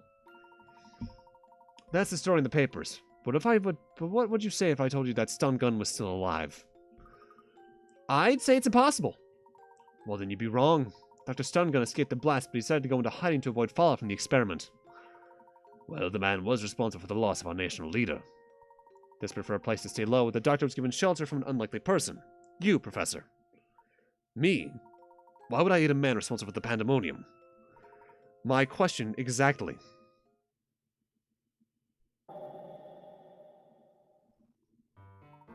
In the months that followed the explosion, you grew slowly distant from me. Before long, you began fraternizing with key figures of the criminal underworld. The Professor? Never! Don't be so sure. Time has a way of changing people, Luke. It was clear that something about Stungun's research captivated you, Professor. You couldn't stop talking about time travel. You seemed possessed by the idea of changing the past. Changing the past? Dr. Stungun was very interested in continuing his research, but he needed financial backing to do it. So you used your superior intellect to assume control of London's underworld. No way. Of course, there was those who tried to stop you, but no one was a match for your smarts. Before long, you were raking in the pounds from all sorts of dirty business. With the funding he needed, it wasn't long before Stungun completed his work. Completed it, you say? That's right. He built the time machine in the Midland Road Clock shop. I suppose completed is an odd choice of words, as the machine is far from complete. How so? It doesn't allow users to select their destination, nor will they reappear in the flow of time. It simply opens a hole of sorts between two areas of time. You mean a wormhole? Precisely. And by sheer chance, the machine opened a wormhole in the clock shop that spans the 10 years between our two times. It gives us the ability to move back and forth between your present and mine. So you use the wormhole to get the message to us and bring it to us here. But one thing is bothering me. The wormhole was obviously very important to my future self. Surely the Layton of this era must keep a close eye on the place. How'd you gain access to it? I'll get to that, but right now there's more pressing business I'd like to attend to. Go on then. Tell us why you called us here. Always one step of me, but you haven't lost your touch, Professor. I wish to enlist your help in stopping the future Herschel Layton. You want me to stop myself? Even as we speak, the future Layton is racing to complete a fully operational time machine. He's been ducking back into the past to gather every bright scientist working in time travel. But why bother going back through time to find scientists? There must be plenty here. Actually, many of the experts in the field were lost when Stun Gun's demonstration went awry. Therefore, Layton had no choice but to go travel back before the blast in order to gather talent. Things are bad already, but if Layton manages to build a working time machine, there's no telling what could happen. Someone has to stop him from completing his scheme. But the only person up to the challenge is me. That's what you were going to say, isn't it? Exactly. We have to fight fire with fire. No one else stands a chance against him. But how? I'm familiar with my current surroundings, and I have no clue where to find the man. That's one obstacle we'll have to overcome together. Layton's actions are shrouded in secrecy. But his base of operations is well known. We can start our search for him there. You mean this casino isn't the future professor's headquarters? No, this facility is just one of the many ways he makes money. His actual headquarters is the heart of Chinatown. Let's visit the place and see if we can't learn something more. Just so you know, Luke, there's still quite a bit I find dubious about the situation. Much is still unclear, but the only way to get to the bottom of this is to meet the man claiming to be me. Somehow I figured my brief explanation wouldn't be enough to convince you, Professor. Don't forget me, I'm coming too. Of course you are. If I can count on myself for help, who can I count on? Thinking about what you just said makes me feel kind of dizzy.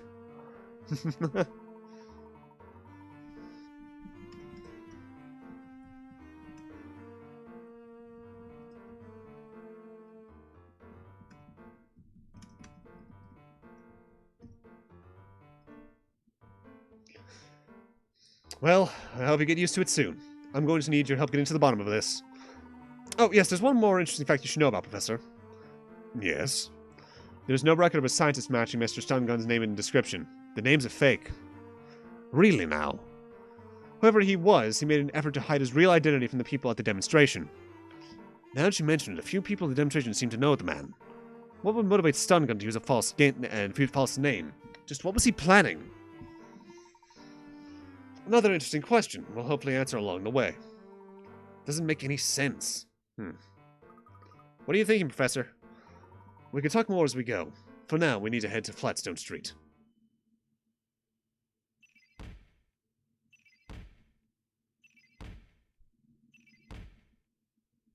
Damn, what the hell? Half the mystery's already solved? I will think, though, that's probably going to be where we ended off for the night. Before I go, though, I'm curious.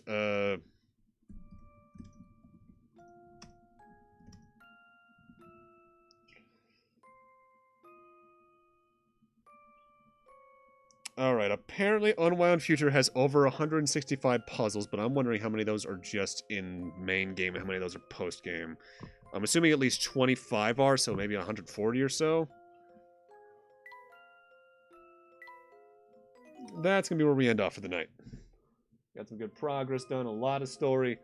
We got a whole lot ahead of us, I feel, though. But that's going to have to wait. I want to thank y'all for coming by tonight. Kaito, Volt, Winds, Ash, anyone else who's lurking and not chatting. Lob.